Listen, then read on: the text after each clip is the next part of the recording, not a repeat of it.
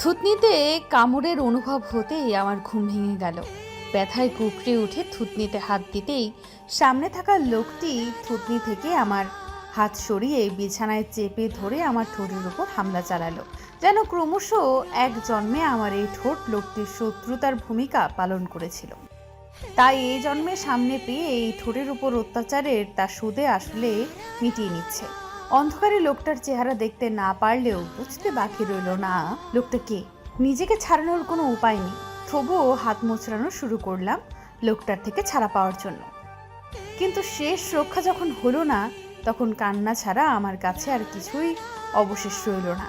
ব্যথার চোটে দুই চোখের জল ছেড়ে কাঁদতে রাখলাম। অন্ধকারে আমার চোখের জল গড়ানো বুঝতে পেরে আরমান ভাই এবার আমার ঠোঁট ছেড়ে চোখের দিকে তাকালো।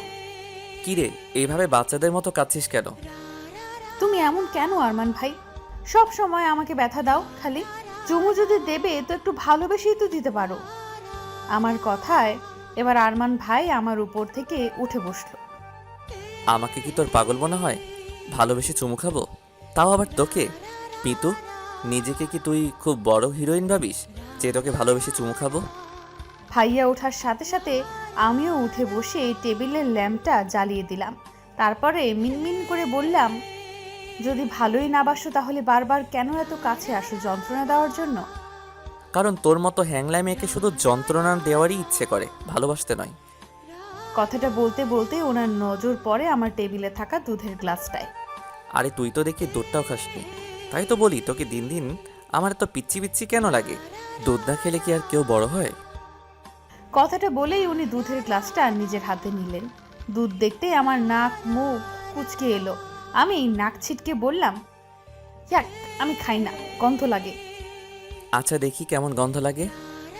বলেই আরমান ভাই ওনার এক হাতের আঙুলগুলো দিয়ে আমার দুই গাল খুব শক্ত করে চেপে ধরে জোর করে গ্লাসের দুধটুকু খাওয়াতে লাগলো। গ্লাসে থাকা দুধের শেষ বিন্দু ফুরোতেই ভাইয়া আমায় ছেড়ে দিল। ছাড়া পেয়ে আমি জোরে জোরে শ্বাস নিতে লাগলাম, সাথে বমি বমি ভাবটাও চলে এলো। ইস, কি গন্ধ, ইয়াক। ও মা, মাত্র চুমুতেই তোর এই অবস্থা? এখনো তো কিছুই করলাম না। ওনার কথার আগাগোড়া কিছু বুঝতে না পেরে তার দিকে ব্রু কুচকালাম, কিন্তু ভাইয়া আমার চাহনিকে কোনো পাত্তা না দিয়েই বিছানা ছেড়ে উঠে চলে যেতে যেতে বলল, মাঝ রাতে দরজা এইভাবে হাঁ করে রাখলে শুধু আমি কেন, যে কোনো ছেলেই নিজের কামুকতা মেটাতে তোর ঘরে চলে আসবে। কথাটা বলেই খুব জোরে দরজাটা লাগিয়ে চলে গেল। আর আমি বোকার মতো তার যাওয়ার দিকে তাকিয়ে রইলাম। সামান্য দরজা খোলা রেখেছে বলে ভাইয়া আমার সাথে এমন করলো। সকালে মিষ্টি রোদ চোখে পড়তেই ঘুম ভেঙে গেল আমার। এই রোদটা সবসময়ই আমার সাথে শত্রুতা পালন করে। সকাল হতে না হতে ঘুম ভাঙিয়ে দেয়। অসহ্য। কোনো রকম নিজেই নিজের শরীরকে ঠেলতে ঠেলতে ওয়াশরুমে চললাম। ফ্রেশ হয়ে বেরিয়ে ড্রেসিং টেবিলের সামনে দাঁড়াতেই কাল রাতে ভাইয়ার করা অত্যাচারের ফলাফল বুঝতে পারলাম। ঠোঁট ফুলে মৌচাক হয়ে গেছে, অনেকটা জায়গা কেটে রক্তও জমে গেছে। ইস, রাক্ষস একটা আমার সুন্দর ঠোঁটটার কি অবস্থা করে দিল। এখন আমি এই নিয়ে বাইরে কি করে যাব? কান্না পাচ্ছে, ভীষণ কান্না পাচ্ছে। কোনো রকমে কান্না আটকে টেবিলের উপরে ধপ করে বসলাম। কিছু একটা করতে হবে। সকাল থেকে ঘর থেকে বের হইনি, একেবারে কলেজের জন্য রেডি হয়ে বেরোলাম। ঠোঁটের অবস্থা সবার থেকে আড়ল করার জন্য আজ ঠোঁটে ডার্ক লিপস্টিক দিয়েছি। ফ্যাকাশে ঠোঁটেও আর ডার্ক লিপস্টিক মানায় না, তাই চোখেও গাঢ় কাজল লেগেছি। সব দিক দিয়ে একদম ফিট হয়েই ঘর থেকে বেরিয়েছি। বসার ঘরে আসতেই মনে হলো, হ্যাঁ, আমি আমাদের বাড়িতেই আছি। যেই বাড়িটা শুধু একটা বাড়ি নয়, আস্ত চিড়িয়াখানা। আমার বাবারা 4 ভাই, যৌথ পরিবার হওয়ায় বাড়িতে সদস্য এত এত বেশি যে যে কোনো সময় সরকারের লোক এসে গ্রেফতার করে নিয়ে যেতে পারে জনসংখ্যা বৃদ্ধির অপরাধে। আমার বড় আব্বুর ছেলে আরমান ভাই আমাদের সব কাজিনদের থেকে বড়, আর আমার থেকে প্রায় 8 বছরের বড়। তার ছোট বোন লিজা আপু আমার থেকে 5 বছরের বড়। এই মুহূর্তে সে শ্বশুর বাড়ি বাচ্চা কাচ্চা সামলাচ্ছে। আমি টেবিলের সামনে আসতেই থমকে গেলাম। সামনে ভাইয়া খুব মনোযোগ দিয়ে পাউরুটি খাচ্ছে। ইস, প্রতিবারের মতো আজও 100 ভোল্টের ক্রাশ খেলাম। সাদা শার্টটা যেন তার সৌন্দর্য দ্বিগুণ বাড়িয়ে দিয়েছে। গালের খোঁচা খোঁচা দাড়িগুলো দেখলে মনে হয় যেন ওনার গালের জন্যই এই দাড়ি। আর চুলগুলো উফ, দেখলেই ছুঁয়ে দেওয়ার ইচ্ছা করে। একটা লোক এতটা সুন্দর কি করে হয়? একটু কম সুন্দর হলে কি হতো? আহা, কি অ্যাটিটিউড! পরিবারের বড় ছেলে যেমন অ্যাটিটিউড, তেমনি হ্যান্ডসাম, তেমনি দায়িত্ববোধ সম্পন্ন। এই চিড়িয়াখানার মতো বাড়িতে বড় হওয়া সত্ত্বেও যে মানুষটা এতটা গম্ভীর হতে পারে তা ভাইয়াকে না দেখলে জানতেই পারতাম না। ভাইয়াকে পর্যবেক্ষণ করতে করতেই তার সামনের চেয়ার টেনে বসলাম। আমার পাশে আমার সেজো কাকুর মেয়ে ছায়া, আমার থেকে 1 বছরের ছোট। তার পাশে তার বড় ভাই আরিফ, আমার থেকে 2 বছরের বড়। আর টেবিলের এক পাশে বসেছে নিজেদের মতো আমার ছোট কাকুর 10 বছরের 2 দমজ ছেলে মেয়ে আর 8 বছরের এক ছেলে। এই 3 জনের সব সময় খুনসুটি লেগেই থাকে। এই মুহূর্তেও তাদের মধ্যে কারাকারি চলছে। এ বলছে ওর পাউরুটি বেশি বড়, আর আরেকজন বলছে অন্যজনেরটা বেশি বড়। এই নিয়ে একজন আরেকজনের প্লেট থেকে পাউরুটি উঠিয়েই চলেছে। কিন্তু আমি এত পরীক্ষা নিরীক্ষা করারও আমার দুটো পাউরুটির মধ্যে পার্থক্য বের করতে পারলাম না। খাওয়া শেষ হতেই ছায়া আর আমি একসাথে বাড়ি থেকে বেরিয়ে এলাম। দুজনে একই কলেজে পড়ি, শুধু ইয়ার আলাদা। আমরা দুজনে আমাদের গাড়ির দিকে এগিয়ে যেতেই পেছন থেকে ভাইয়া ডেকে উঠল। মিতু, স্টপ দেয়ার। তার ডাকে আমরা দুজনেই দাঁড়িয়ে পড়লাম। ভাইয়া আমাদের কাছে এসে ছায়ার দিকে তাকিয়ে বলল, তুই কি গাড়িতে বস, আমরা আসছি। ভাইয়ার কথা শুনে ছায়া কিছু না বলে মাথা নিচু করে গাড়িতে গিয়ে বসলো। ভাইয়ার মুখের উপর কথা বলার সাহস কারোরই নেই। আমিও মাথা নিচু করে দাঁড়িয়ে আছি। ভাইয়া আমার দিকে একটা রুমাল এগিয়ে দিয়ে বলল, ঠোঁটে লিপস্টিকটা মুছে নে, তোর ঠোঁটে এই লিপস্টিক মানানসই নয়, বিশ্রী দেখাচ্ছে। কথাটা বলেই রুমাল আমার হাত দিয়ে ভাইয়া গিয়ে গাড়ির ড্রাইভিং সিটে বসলো। কিন্তু আমি পড়লাম মহাবিপদে। এই লিপস্টিক তো আমি মুছতে পারবো না। লিপস্টিক মুছলেই আমার মান সম্মান সব প্লাস্টিক হবে। আর আমার যা ফ্রেন্ড, আমার ঠোঁট কাটা দেখলে আমাকে পচাতে পচাতে শেষ করবে ওরা। কিন্তু ভাইয়ার কথা না শুনলে যে কঠিন শাস্তি পেতে হবে। থুর, সব চিন্তা ভাবনা দূরে ঠেলে লিপস্টিক না মুছেই গাড়ির পেছনের সিটে ছায়ার পাশে গিয়ে বসলাম। গাড়ি চলতেই ছায়ার বকবকানি শুরু হলো। আজ ডার্ক লিপস্টিক, কারণ কি? এত সাজার কারণ কি? আমার চেহারার তারিফ করতে করতে শেষ।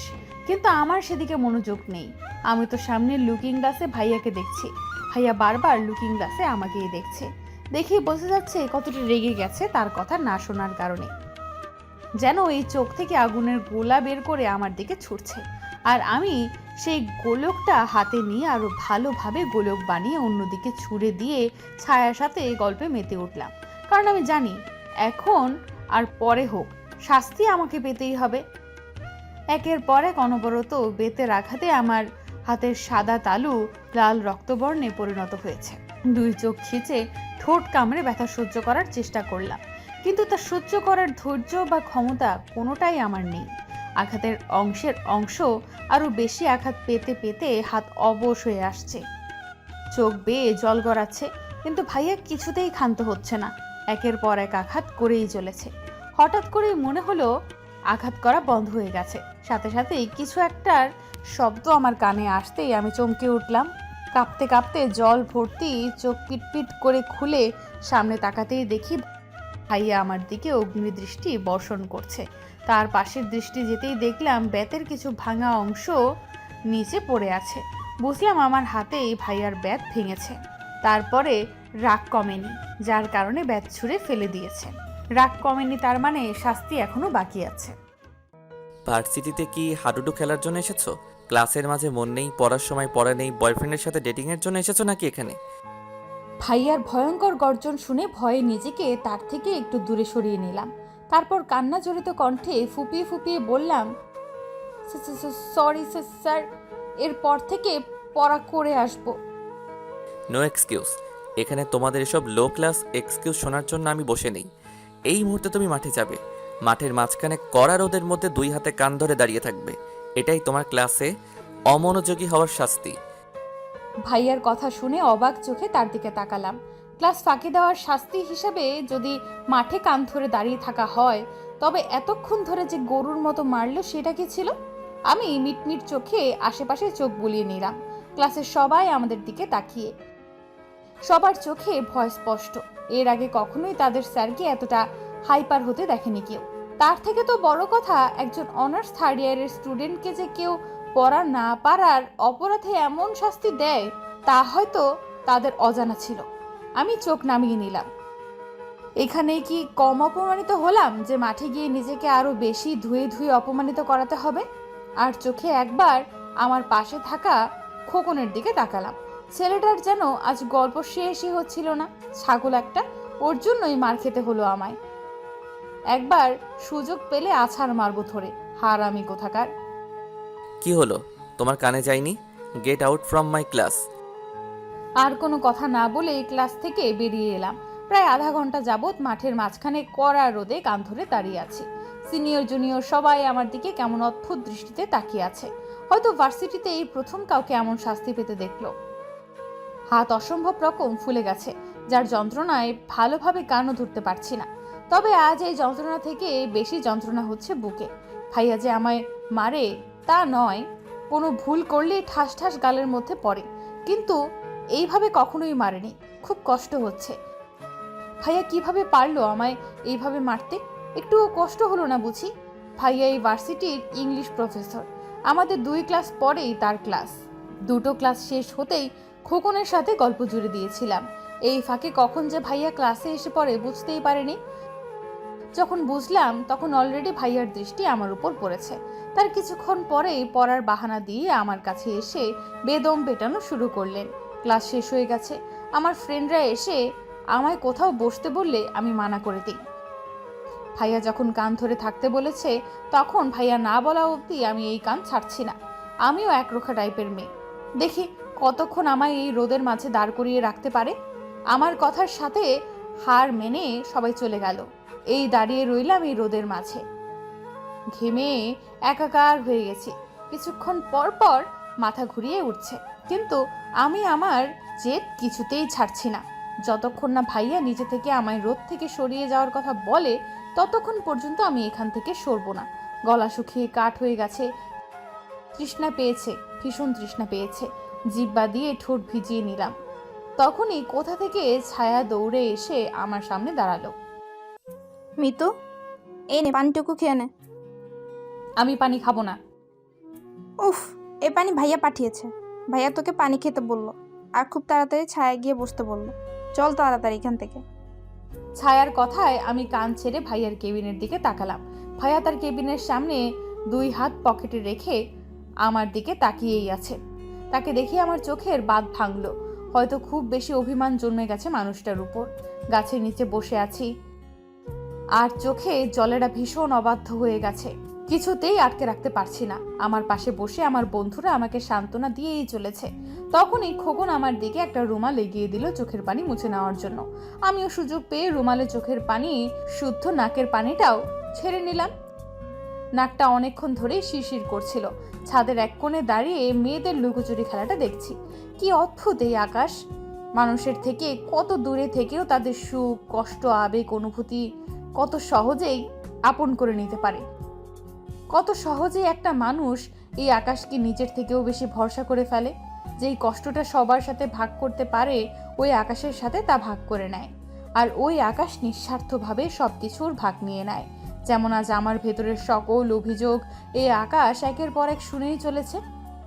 কখনো তো আরমান ভাইয়ের প্রতি থাকা অভিযোগগুলো তাকে শোনাতে পারেনি, আজও পারিনি।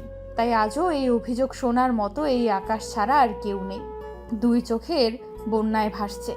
আজ ভাইয়া যেভাবে কলেজের সবার সামনে আমায় অপমান করলো সেটা না করলেও পারতো। সামান্য তার কথা মানেনি বলে এইভাবে শাস্তি দিলেন আমায়। আসলেই কি এই শাস্তিটা আমার প্রাপ্য ছিল? ভাইয়া আমায় কখনো বোঝেনি, নাই বোঝার চেষ্টা করেছে। একবারও ভাবলো না কেন আমি তার কথা মানলাম না? ভাববে কেন? যখন ভালোই বাসে না তখন বুঝতে যাবে কেন? আমি পাগলের মতো তার পেছনে ছুটেছি, আর ছুটবো না। খুব অভিমান জন্মেছে, খুব। কখনো কথা বলবো না তার সাথে, কখনো না। ছাদে রাতের আকাশ দেখতে দেখতেই আমি নিজের ভাবনায় বিলীন ছিলাম। তখনই হঠাৎ মনে হলো আমি হাওয়ায় ভাসছি। ভয়ে আমি হাতের কাছে যা পেলাম সেটাই খামচে ধরলাম। মুহূর্তেই হাত ব্যথায় নাড়া দিয়ে উঠল। নিজেকে সামলে সামনে তাকিয়ে দেখি ভাইয়া। আমি ভাইয়ার কোলে। সাথে সাথেই তার থেকে মুখ ফিরিয়ে নিলাম। কোনো কথাই বলবো না আজ তার সাথে। তবে আমার মুখ ফিরিয়ে নেওয়াতে আরমান ভাইয়ার কোনো হেলদোল হলো বলে মনে হলো না। সে নিজের মতো সামনের দিকে আমায় নিয়ে আমার রুমে নিয়ে এলো। আমাকে বিছানার উপর বসিয়ে ভাইয়া আমার সামনে টুল টেনে বসে আমার দিকে তীক্ষ্ণ দৃষ্টি নিক্ষেপ করলো। আমি সেটাকে না দেখার ভান করে উঠে চলে যেতে চাইলে আরমান ভাই আমার হাত ধরে নিজের সামনে বসিয়ে নিল। আমার হাত ধরায় আমি ব্যথায় কুঁকড়ে উঠলাম, কিন্তু ভাইয়া সেদিকে ভ্রুক্ষেপ না করে আরও শক্তভাবে চেপে ধরলো আমার হাত। এবার আমার প্রাণ যায় যায় অবস্থা। কে যেন বলেছিল তোকে ভালোবাসার মানুষের দেওয়া ব্যথা যতটা গভীর হবে ভালোবাসা ততটাই গভীর হবে। তাই তো হাতে এখন পর্যন্ত মলম লাগাসনি, তাই না? ভাইয়া ছাড়ো, লাগছে আমার। কেন, ব্যথা সহ্য করার ক্ষমতা নেই? আমি এবার কোনো কথা বলার অবস্থাতেই রইলাম না, হ্যাঁ ভ্যাঁ করে কেঁদে দিলাম। এই চুপ, একদম চুপ। এইসব ন্যাকামো করে তুই তোর বয়ফ্রেন্ডের কাছে সিম্প্যাথি পাবি, আমার কাছে নয়। আরমান ভাইয়ের কথা শুনে এবার আমি ব্যথা ভুলে তার দিকে ফ্যাল দৃষ্টিতে তাকালাম, আর ও আমার হাতটা ঝাটকা মেরে ছেড়ে দিয়ে পকেট থেকে মলম বের করে আমার দিকে এগিয়ে দিল। নে, হাতে লাগিয়ে নে এটা। লাগাবো না, লাগাবো না, লাগাবো না, শুনেছো তুমি? লাগাবো না বলেই বিছানা থেকে উঠে চলে আসতে চাইলে ভাইয়া পেছন থেকে উঠে আমার হাতে হ্যাচকা টান দিতেই আমি ডাল সামলাতে না পেরে ভাইয়ার বুকের উপর পড়লাম। এই সুযোগে ভাইয়া এক হাতে আমার কোমরে জড়িয়ে নিজের সাথে মিশিয়ে নিল। ভাইয়ার এত কাছে আসার কারণে আমার দম বন্ধ হয়ে আসার অবস্থা। ভাইয়ার উষ্ণ শ্বাস আমার মুখের ওপর পড়ছে, যা আমার ভেতরে তোলপাড় শুরু করেছে। আমি ধীরে ধীরে নিজেকে ছাড়িয়ে নেওয়ার চেষ্টা করতেই ভাইয়া এবার আমাকে নিজের শরীরের সাথে গভীরভাবে জড়িয়ে নিল। আমি আর ভাইয়ার চোখে চোখ মেলানোর অবস্থাতে রইলাম না। ভাইয়ার এত কাছে আসতেই অস্বস্তিতে আমার দম যায় যায় অবস্থা। ভাইয়া প্লিজ দূরে যাও, আমার অস্বস্তি হচ্ছে। আমি কাছে এলেই বুঝি তোর অস্বস্তি হয়? খোকন যখন তোর ক্লোজ হয় তখন অস্বস্তি হয় না? এখানে খোকন কোথা থেকে আসছে? আসছে, আসার কারণ আছে বলেই আসছে। এই মেয়ে এত বেখেয়ালি কেন তুই? কে তোর দিকে কোন নজরে তাকাচ্ছে সেটাও বুঝিস না? ভাইয়ার কথার সব কিছু আমার মাথার উপর দিয়ে গেল, যার কারণে আমি তার চোখের দিকে অবাক হয়ে তাকালাম। আমার চাহনি দেখে ভাইয়া এক হাতে আমার পেছনের চুল আঁকড়ে ধরে আমার ঠোঁটের কাটা অংশে তার ঠোঁটের আলতো করে পরশিকে দিল। ভাইয়ার স্পর্শে আমি কেঁপে উঠলাম, পুরো শরীরে যেন বিদ্যুৎ খেলে গেল। অবশেষে চোখ খুলতেই অনুভব করলাম ভাইয়া আমার ঠোঁটে নিজের ঠোঁট দখল করে নিয়েছে। এবার যেন আমার পুরো শরীর অবশ হয়ে গেছে। তারপরেও নিজেকে ভাইয়ার বাঁধন থেকে ছাড়ানোর জন্য তার বুকে ধাক্কা দিচ্ছি, কিন্তু এতে করে ভাইয়া আরও বেশি আমাকে নিজের গভীরে ডুবিয়ে নিয়ে যাচ্ছে। এবার আমি আর নিজেকে ছাড়ানোর চেষ্টা করলাম না, ডুবে গেলাম তার ভালোবাসার পরশের মাঝে। যতই অভিমান করি না কেন, ভালো তো এই মানুষটাকেই বাসি। বেশ কিছু সময় পর ভাইয়া আমার ঠোঁট ছেড়ে গলায় নেমে গেল। গলার নিচে থেকে আমার কালো তিলটা একটু জোরে কামড় বসাতেই আমি ব্যথায় কুঁকড়ে উঠলাম। ভাইয়া এবার আমার গলা থেকে মুখ তুলে আমার চোখের দিকে তাকিয়ে মাতাল করা কণ্ঠে বলল, আমি চাই না আমার জিনিসে অন্য কারো বাজে নজর পড়ুক। নিজের জন্য নয়, আমার জন্যও তো নিজের খেয়াল রাখতে পারিস। ভাইয়ার কথা শুনে আমার বুক ধুকধক করে উঠল। এই প্রথমবার ভাইয়া আমায় নিজের বলে সম্বোধন করলো। ভালোবাসো আমায়? কথাটা বলেই ভাইয়ার চোখের দিকে তাকালাম উত্তর খোঁজার চেষ্টায়, কিন্তু আরমান ভাই আমার সব চেষ্টায় জল ঢেলে আমায় বিছানার উপর ছুঁড়ে ফেলে বলল, বয়স কত তোর? এই বয়সে প্রেম প্রীতির কথা ভাবিস? লজ্জা করে না? আগে বড় হয়ে নে, তারপর না হয় এসব কথা বলতে আসিস। আর তার আগে হাতে মলমটা লাগিয়ে নে। এটাও তুমি নিজে লাগিয়ে দেবে না? মারার সময় তো নিজের হাতেই মেরেছিলে। চাকর নই তোর যে মলম লাগিয়ে দেব। ইচ্ছে হলে মলম লাগা, না হলে ছুঁড়ে ফেলে দে। কথাটা বলেই গটগট করে রুম থেকে বেরিয়ে গেল আরমান ভাই। আমি অবাকের চরম সীমায়। কি এমন বললাম যার কারণে এত রাগ দেখালো? তবে যাই হোক, ভাইয়া আমায় এটা বলেনি যে ও আমায় ভালোবাসে না। বলেছে আমার বয়স হয়নি, কিন্তু আমি তো 18+। আর কত বড় হতে হবে আমায়? আর যদি প্রেম করারই বয়স হয়নি, তাহলে যে ও আমায় এইভাবে যখন তখন চুমু খায় সেটার বয়স হয়েছে আমার? ধুর বাবা, যতই ভাবছি ততই কনফিউশন। আর ভাববো না, তাতে যা হয় হোক। আমার কি? আমি তো জানি আরমান ভাই আমায় কতটা ভালোবাসে, শুধু সেটা মুখে স্বীকার করে না। আর আমি তো তার মুখ থেকে শোনার জন্য পাগল হয়ে আছি। ইস, যখন ভাইয়া আমায় ভালোবাসি বলবে তখন আমার অনুভূতিটা কেমন হবে ভাবতেই গা শিরশির করে উঠছে। উফস, সকাল হতেই আমি আরমান ভাইয়ের ঘরে উকি মারা শুরু করলাম। একটু দেখে তো নেই কি করছে এই লোকটা। তার ঘরের দরজা খুলে মাথা ভেতরের দিকে উকি মারলাম, কিন্তু এ কি, আরমান ভাইয়া কোথায়? পুরো রুমের কোথাও নেই। হতাশ হয়ে যখন চলে আসবো তখনই দেখলাম ভাইয়া ওয়াশরুম থেকে বেরিয়ে এলো, হাতের টাওয়ালটা দিয়ে মাথার চুলগুলো ঝাড়ছে। খালি বুক, একটা কাঁচা হলুদ গ্যাবার্ডিনের প্যান্ট পরা অবস্থায় রয়েছে। ইস, গোসল করার পর একটা লোককে বুঝি এত সুন্দর লাগে। আমি তো জানতাম এই সৌন্দর্যটা শুধু মেয়েদের জন্য, কিন্তু আজ আরমান ভাইয়াকে দেখে সেই ভুলটাও ভেঙে গেল। ভাইয়ার মাসেলওয়ালা বডি, ইচ্ছে করছে একটু ছুঁয়ে দেখি। এ আমার স্বপ্ন নয় তো? একমাত্র স্বপ্নের রাজকুমারী এতটা সুন্দর হতে পারে। ভাইয়া ওয়াশরুম থেকে বেরিয়ে কাবার্ডের দিকে এগোতেই আমার মাথায় দুষ্টু বুদ্ধি খেলে গেল। ভাইয়ার কাবার্ড খুলতেই আমি তার হাতে নিজের দিকে নিয়ে সোজা তার সামনে দাঁড়ালাম। সামনে আরমান ভাই, পেছনে খোলা কাবার্ড, আর দুই দিকে ওনার দুই হাত আমাকে তার বন্দিনী করে রেখেছে।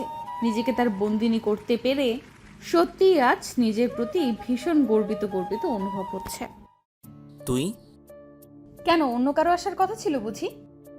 আমার কথা শুনে আরমান ভাই চোখ মুখ শক্ত করে আমার দিকে এক কদম এগিয়ে বলল, তুই আমার ঘরে কি করছিস? এই এই কথায় কথায় এরকম আমার কাছে আসার বাহানা একদম খুঁজবে না বলে দিচ্ছি। তুমি আমার অনেক ক্ষতি করেছো। আচ্ছা, কি কি ক্ষতি করেছি শুনি?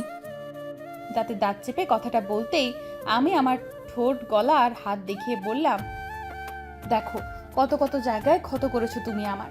ভীষণ ব্যথা হচ্ছে আমার, আর তাই আমাকে ব্যথা দেওয়ার অপরাধে আজ পানিশমেন্ট পেতেই হবে। হোয়াট? পানিশমেন্ট? তাও আবার আমি? হ্যাঁ তুমি। একটু দূরে গিয়ে দাঁড়াও। আরমান ভাইয়ের বুকে এক আঙ্গুল রেখে তাকে একটু দূরে সরিয়ে দিয়ে আমি উল্টো ঘুরে কাবার্ডের কাপড় এদিক ওদিক করা শুরু করলাম। কি করছিস কি মিতু তুই? আমার কাপড় চোপড় এইভাবে অগোছালো করছিস কেন? আমি ভাইয়ার কথায় কান্না দিয়ে কাপড় অগোছালো করতে ব্যস্ত হয়ে রইলাম। প্রায় বেশ কিছুক্ষণ খোঁজার পর আমি একটা ফ্যাকাশে রঙের শার্ট হাতে ভাইয়ার দিকে ঘুরে দাঁড়ালাম।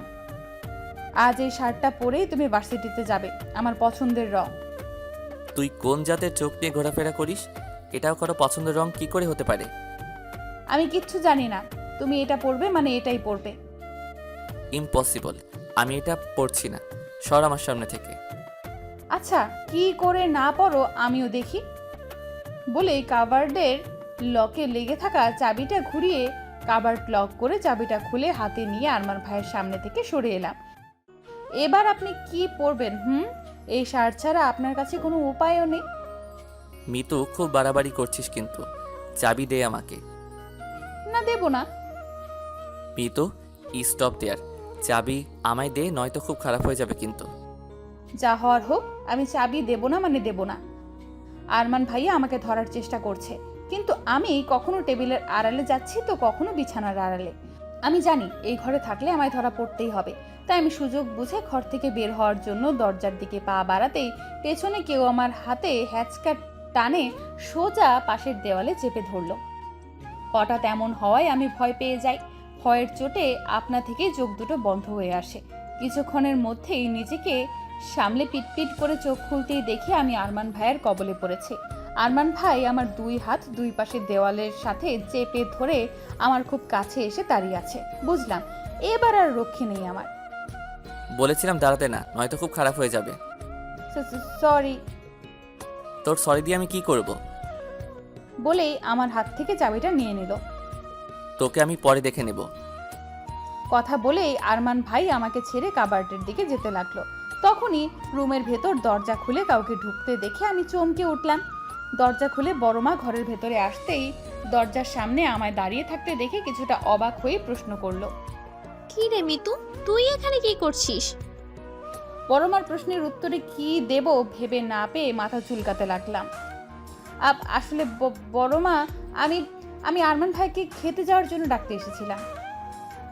ও, ডাকা হয়ে গেছে, এবার যা এখান থেকে। আর শোন, আরমানকে খেতে ডাকার জন্য আমি আছি, তোকে এত কষ্ট করতে হবে না, বুঝেছিস? জি বড় মা। মাথা নিচু করে কথাটা বলেই ঘর থেকে বেরিয়ে এলাম। যাক বাবা, বেঁচে গেছি। তবে ছোটবেলায় একটা জিনিস খুব ভালোভাবে লক্ষ্য করেছি আমি, কেন জানি বড় মা সব সময় আমায় এড়িয়ে চলে, বেশি কথাই বলে না। আর যদিও একটু একটু কথা, তাও সব সময় খিটখিট করে। ধুর, এসব কথা আমি কেন ভাবছি। বড় মার স্বভাবই তো খিচখিচ করা, সবার সাথেই করে। তবে আমার টেনশন হচ্ছে আরমান ভাইকে নিয়ে। ভাইয়া আজকেও ভার্সিটিতে টিপটপ হয়ে যাবে, আর ভার্সিটির মেয়েরা চকলেটের মতো চিবিয়ে চিবিয়ে খাবে। থুর, অসহ্য। ভার্সিটির জন্য রেডি হয়ে খাবার ঘরে আসতেই আমার চোখ ছানা বড়া। এ কি দেখছি আমি? এ যে ভাইয়া, আমার দেওয়া শার্ট পরেই আছে। এই মুহূর্তে আমার লুঙ্গি ডান্স দেওয়া উচিত, এটা ভেবে যে উনি আমার পছন্দের শার্টটা পরেছেন, যেটা যতই খারাপ হোক না কেন।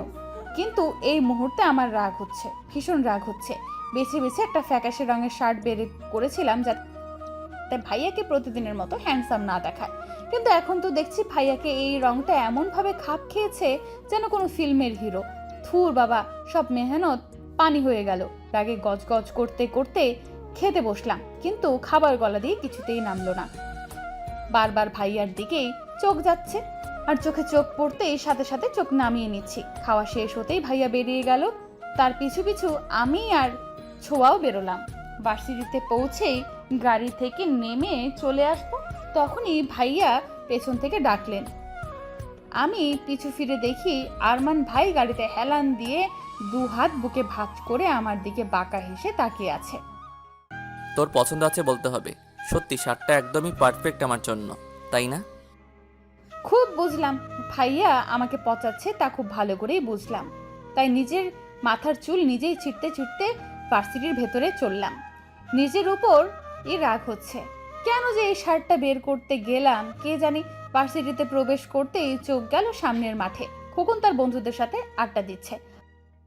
হারামজাদা আমার উপর বাজে নজরে তাকায়। এর তো আজ একটা হেস্তনস্ত করেই ছাড়বো। এর জন্যই কাল আমায় ভাইয়া সবার সামনে এত এত অপমান করেছিল। নিজের গলার ওড়নাটা ঠিক করতে করতে তার দিকে এগোলাম।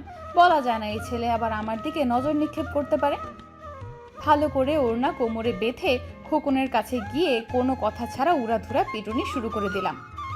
হতচ্ছাড়া শয়তান কোথাকার, মেয়েদের দিকে বাজে নজরে তাকানো, তাই না? আজ দেখাচ্ছি মজা তোকে। আজ তোকে আমার হাত থেকে কেউ বাঁচাতে পারবে না। এই নে, এই নে, এটাও নে, এটাও নে, সাথে আর একটাও নে, বোনাস আর একটা, এবারও নে। মুখে যা আসছিল তাই প্রলাপ বকতে বকতে বেদম পিটিয়ে যাচ্ছে তাকে। শরীরের সর্বশক্তি দিয়ে পেটোচ্ছি। সবাই আমাকে আটকানোর চেষ্টা করছে, কিন্তু আমি আমার হাত ধরলে পা দিয়ে মারা শুরু করছি। কিছুতেই আজ ছাড়বো না ওকে। মেয়েদের দিকে বাজে নজরে তাকানো সারা জীবনের জন্য ঘুচিয়ে দেবো আজ। নিকৃষ্ট প্রাণী কোথাকার। আমি খুব তৃপ্তি নিয়ে খোকনকে পিটিয়ে যাচ্ছি, এমন সময় আমার হাতে হ্যাচকাটান অনুভব করলাম। টাল সামলাতে না পেরে কিছু একটার উপর হুমড়ি খেয়ে পড়লাম। নিজেকে সামলে সামনে তাকিয়ে দেখি আমার আরমান ভাইয়ের বুকে পড়ে রয়েছি। ভাইয়া দাঁতের দাঁত পিষে আমার দিকে তাকিয়ে বলল, মন ভরেছে? না ভরেনি, আমি ওকে আরো কয়েক ঘা মারবো। বলেই ভাইয়ার থেকে নিজেকে ছাড়াতে চাইলে ভাইয়া আরো জোরে আমার হাত চেপে ধরে। কিন্তু ওর ভরে গেছে। ভাইয়ার কথার আগাগোড়া কিছুই না বুঝেই তার দিকে ফ্যালফ্যাল করে তাকালাম। স্টুপিড কোথাকার, যখন শরীরে বিন্দুমাত্র শক্তি নেই তখন এই শরীর নিয়ে একটা ছেলেকে মারতে এসেছো কি তার মনের তৃপ্তি মেটানোর জন্য? ভাইয়ার কথাটা একটু আস্তে বলায় সবার কানে কথাটা না গেলেও আমার কানে কথাটা একটা কারেন্টের শকের মতো লাগলো। অবাক হয়ে খোকনের দিকে তাকাতেই আমার চোখ কপালে উঠল। এই ছেলেকে আমি এক্ষুনি মেরে মেরে আত্মরা করলাম, সে এইভাবে ফিট হয়ে দাঁড়িয়ে আছে কি করে? তাও আবার ঠোঁটের উপর হাত বোলাচ্ছে। ওকে দেখে মনে হচ্ছে ও আমার মার নয়, ছোঁয়াগুলোই অনুভব করেছে। ছোটবেলায় নিশ্চয়ই হরলিক্স খায়নি, তাই আজ এই অবস্থা। আমি খুবই ইনোসেন্ট মার্কা চেহারা বানিয়ে ভাইয়ের দিকে তাকালাম, যেন এবারের মতো আর আমায় কোনো শাস্তি না দেয়। কিন্তু ভাইয়া দাঁতে দাঁত চেপে ফিসফিসিয়ে বলল, তোকে আমি বাড়ি গিয়ে দেখব, অনেক হিসেব বাকি তোর সাথে। বলেই গটগট করে চলে গেল। আর আমি অসহায়ের মতো তার যাওয়ার দিকে তাকিয়ে আছি। না জানি বাড়িতে আমার জন্য কি অপেক্ষা করছে। কলেজ থেকে বাড়ি ফিরেই জুই বিথির সাথে আড্ডা দিতে বসেছি। আজ কিছুতেই এদের নিজেদের থেকে আলাদা করা যাবে না। ভাইয়ার হাত থেকে বাঁচতে হলে আজ এই দুই যমজ বোনদেরই আমার কাজে লাগতে পারে। সেই বিকেল থেকে রাত অবধি একেবারের জন্য নিজেকে ভিড়ের থেকে আলাদা করিনি। জুই, বিথি, মা, বাবা, ছায়া, আরিফ সবাই আজ আমার উপরে প্রচণ্ড বিরক্ত, কারণ আমি কোনো কারণ ছাড়াই কথা বলে যাচ্ছি।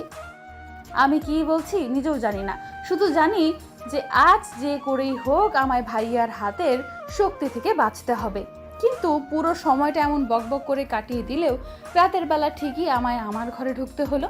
ঘরে ঢোকার সাথে সাথেই আমি দরজা ভালো করে বন্ধ করে দিলাম, যাতে ভাইয়ার ঘরে না আসতে পারে।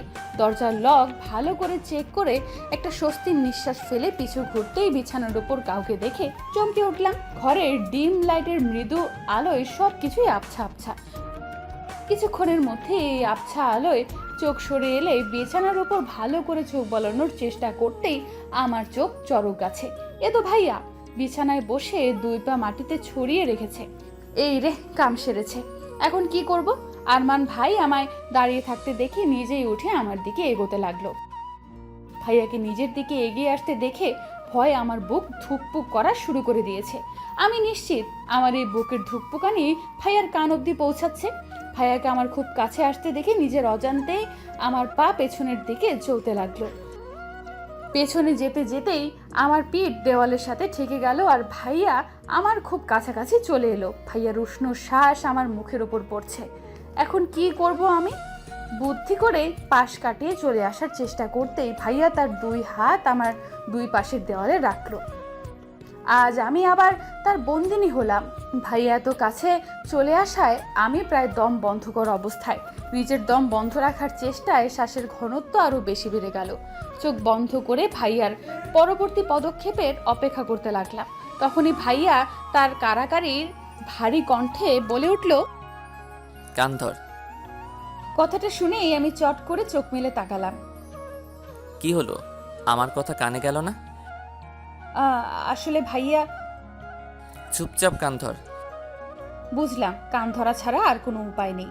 কলেজেও মাস্টারগিরি খাটাবে, আবার বাড়িতেও খাটাবে, অসহ্য। মনে মনে হাজার গালি দিতে দিতে আমি দুই হাতে কান ধরলাম। এবার ভাইয়া গিয়ে আয়েশ করে বিছানার উপর বসতে বসতে বলল, এবার এক পা উপরে তোল।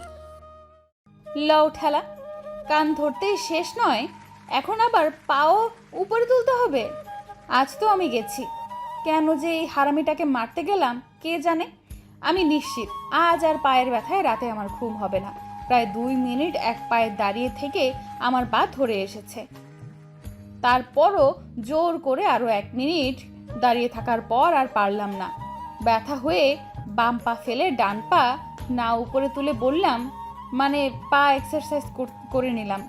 আরে বা, ভাইয়া তো কিছুই বুঝতে পারলো না, অন্ধকারে হয়তো লক্ষ্য করেনি। আমার তো বেশ ভালোই লাগছে। প্রায় আধা ঘন্টা ধরে কান ধরে এক পায়ে দাঁড়িয়ে আছি, আর আধা ঘন্টা আমি প্রায় 15-16 বারের মতো পা এক্সারসাইজ করেছি। আর ভাইয়া সেটাও বুঝতে পারেনি। ইস, কি যে ভালো লাগছে, কি সুন্দর একটা শাস্তি। এমন শাস্তি পেলে তো আমি সারা জীবন অপরাধ করেই যাব। আমি দাঁড়িয়ে দাঁড়িয়ে মনে মনে প্রলাপ বকছি, এমন সময় ভাইয়ার কণ্ঠ কানে এলো, মিতু এদিকে আয়। আমিও কান ছেড়ে লাফাতে লাফাতে ভাইয়ার সামনে গিয়ে দাঁড়ালাম। শাস্তি শেষ ভাইয়া?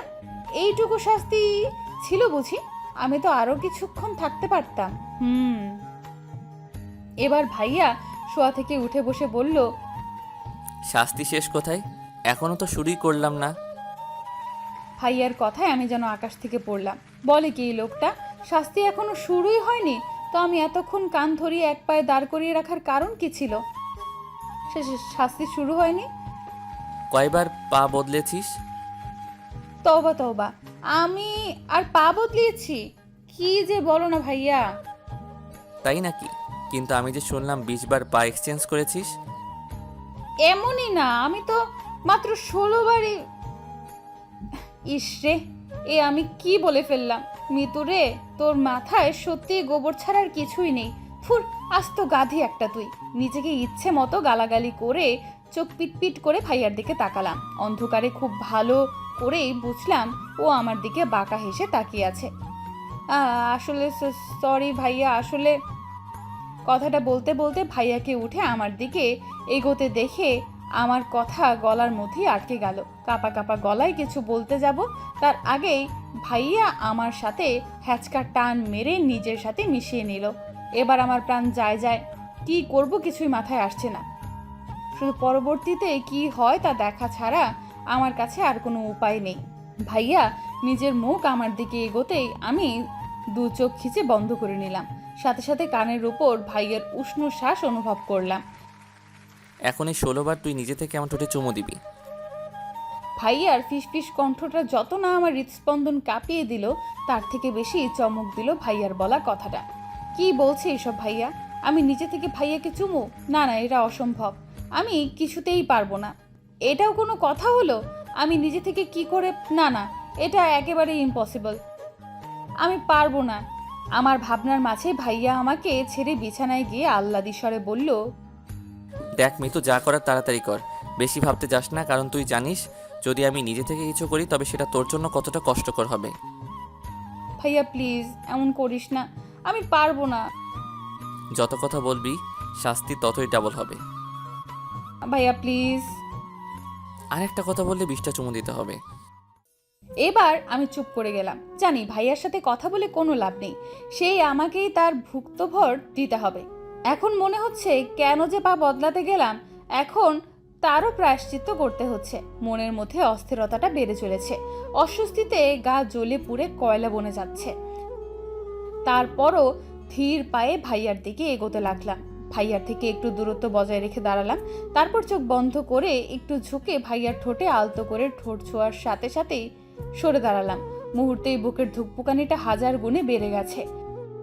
চোখ বন্ধ করে জোরে জোরে শ্বাস নিয়ে নিজেকে শান্ত করে আবার তার ঠোঁটের দিকে এগোলাম। এবার আর একটা চুমু দিয়ে সরে এলাম না, নিজেকে শক্ত করে আরো একটা চুমু দিলাম। ধীরে ধীরে মনের সংকোচ বোধটা কাটতে লাগলো। খুব সহজভাবে যখন একের পর এক চুমু দিতে লাগলাম, ঠিক তখনই আরমান ভাই আমার পেছনের চুল আঁকড়ে ধরে আমায় বিছানায় শুইয়ে দিয়ে নিজেও আমার উপর আধশোয়া হয়ে আমার ঠোঁট করে নিল নিজের দখলে। ভাইয়াকে আটকানোর চেষ্টা করলে ভাইয়া এক হাতে আমার হাত বিছানায় চেপে ধরল। এবার আমি বেকুব বনে গেলাম, আর ভাইয়া নিজের মতো করে আমার ঠোঁটের উপর তার শাসন চালাতে লাগলো। ভাইয়া যখন তার নেশায় নেশাগ্রস্ত, তখনই দরজায় কেউ একটা নক করলো। দরজা ধাক্কানোর শব্দে আমি চমকে উঠলাম। নিজেকে ভাইয়ার কবল থেকে ছাড়ানোর চেষ্টা করছি, কিন্তু ভাইয়ার তাদের কোনো ভ্রুক্ষেপ হচ্ছে বলে মনে হচ্ছে না। যেন দরজা ধাক্কানোর শব্দ তার কান অব্দি পৌঁছাচ্ছেই না। এদিকে দরজা ধাক্কানোটাও ক্রমাগত বেড়েই চলেছে। এবার মনে হচ্ছে আমি কেঁদেই দেব। কি রকম একটা অবস্থায় পড়লাম আমি। একদিকে আরমান ভাই, অন্যদিকে দরজার পেছনের আগন্তুক।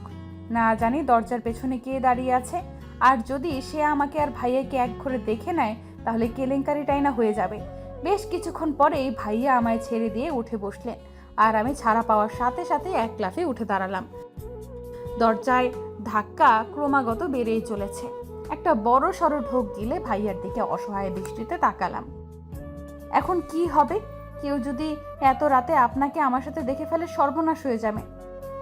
আমি কথাটা বলেই দুশ্চিন্তায় সহিত বললাম, ভাইয়ার ততটা দুশ্চিন্তা হলো বলে মনে হলো না।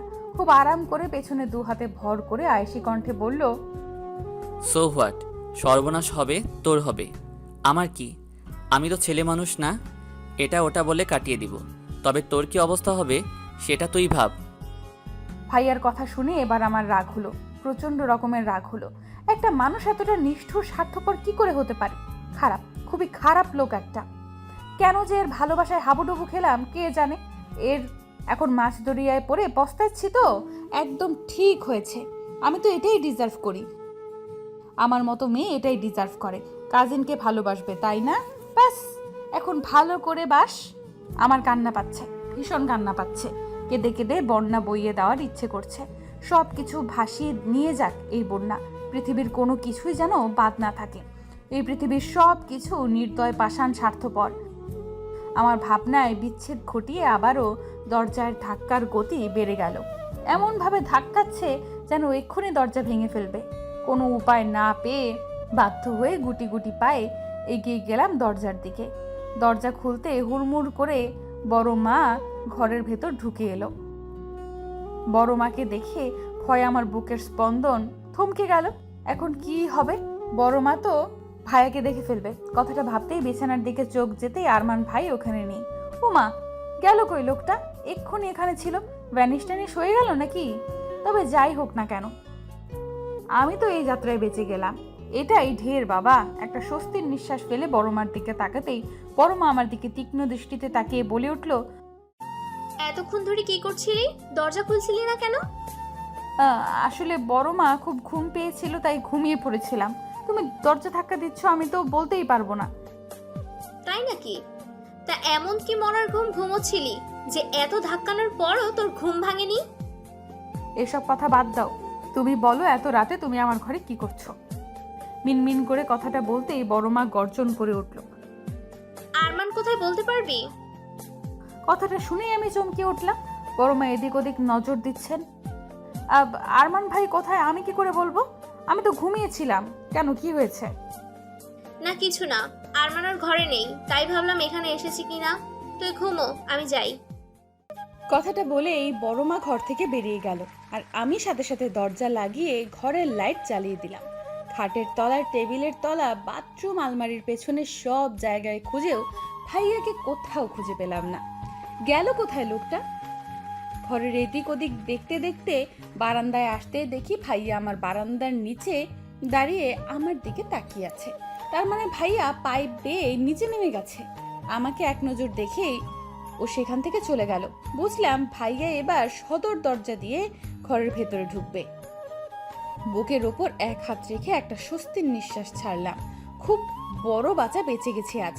নিজের ঘরে এসে ড্রেসিং টেবিলের নিচের প্রতিবিম্বর উপরে নজর পড়লো আমার। আমি এক পা দুপা করে আয়নার সামনে দাঁড়ালাম। আমি যে আহামরি সুন্দর তা তো নয়, গায়ের রং একটু চাপা, শুধু একটু না, অনেকটাই চাপা। তারপরও আরমান ভাই আমায় কতটা ভালোবাসে।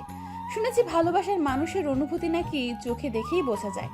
আমিও বুঝেছি আরমান ভাইয়ের চোখে আমার জন্য ভালোবাসা দেখেছি, আর এই অনুভূতিটা সেই ছোটবেলা থেকেই দেখে এসেছি।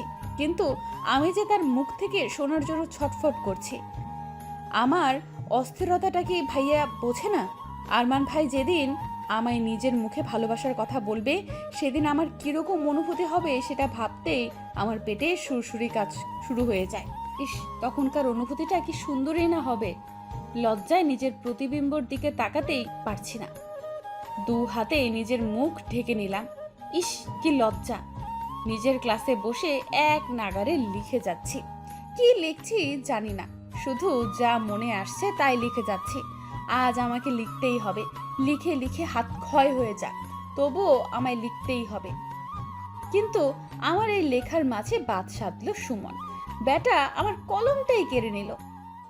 আই চাংরা, কি করছিস? কি কলম নিলি কেন আমার?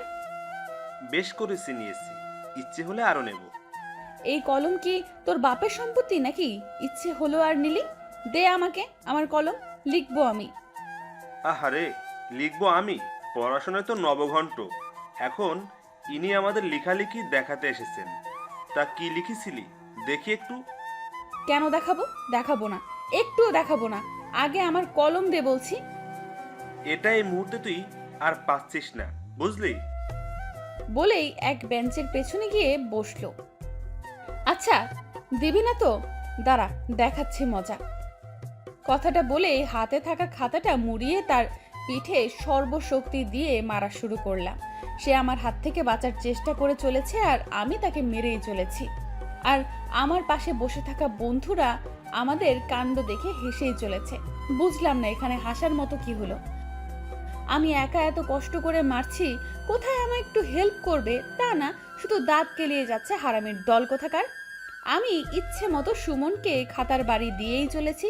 এমন সময় ক্লাসের মধ্যে সুমনকে মারার জন্য খাতাটা উপরে তুলতেই ভাইয়া এসে হাজির। ভাইয়াকে দেখেই আমি থমকে গেলাম। এটা কি হলো? কোথায় আমি ভেবেছিলাম আজ ভাইয়াকে বোঝাবো আমি পড়ালেখায় কত মনোযোগী হয়েছি, তাই লিখতে লিখতে হাত ক্ষয় হয়ে গেলেও লেখা বন্ধ করছি না। কিন্তু হলো তো তার উল্টোটা। এখন কি করব? তাড়াতাড়ি হাতের খাতাটা ভালো করে নিয়ে নিজের বেঞ্চে এসে দাঁড়ালাম। ভাইয়াকে দেখে সবাই অলরেডি দাঁড়িয়ে গেছে, কিন্তু ভাইয়া দরজার কাছে এসেই আমাকে ওইভাবে দেখে কিছুক্ষণ থমকে রইল। তারপর কোনো কথা ছাড়াই রুম থেকে বেরিয়ে গেল। ভাইয়ার এমন কাজে সবাই হতবাক। আমি বেঞ্চ থেকে সরে জানালা দিয়ে দেখার চেষ্টা করলাম ভাইয়া বাইরে কি করছে।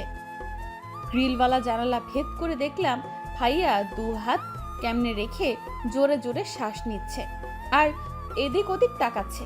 বুঝলাম ভাইয়া নিজের রাগ সংবরণ করার চেষ্টা করছে। তার মানে আজও আমার আর নিস্তার নেই। আজও কি তাহলে আমায় মার খেতে হবে? আজ যদি সেদিনের মতো মারে, এবার আর জীবিত থাকবো না, মরেই যাব আমি। কথাটা ভাবতেই আমার অন্তরাত্মা কেঁপে ওঠে। তখনই আমার মনে হলো, আচ্ছা ভাইয়া কি কোনো রকম জেলাস ফিল করছে আমায় নিয়ে, সুমনের উপর? কথাটা ভাবতেই আমার চোখ মুখ উজ্জ্বল হয়ে উঠল। পেয়ে গেছি রাস্তা। কিভাবে ভাইয়ার মুখে ভালোবাসি কথাটা বলতে হয় তা খুব ভালোভাবেই বুঝে গেছি আমি। আগে আগে দেখো হোতা হ্যাঁ ক্যা। কিছুক্ষণ পরেই ভাইয়া আবার ক্লাসরুমে ঢুকলো, কিন্তু এবার আর আমার দিকে তাকালো না। না তাকাক, তাতে কি? তবে এবার ভাইয়া দেখবে আমি কি কি করতে পারি।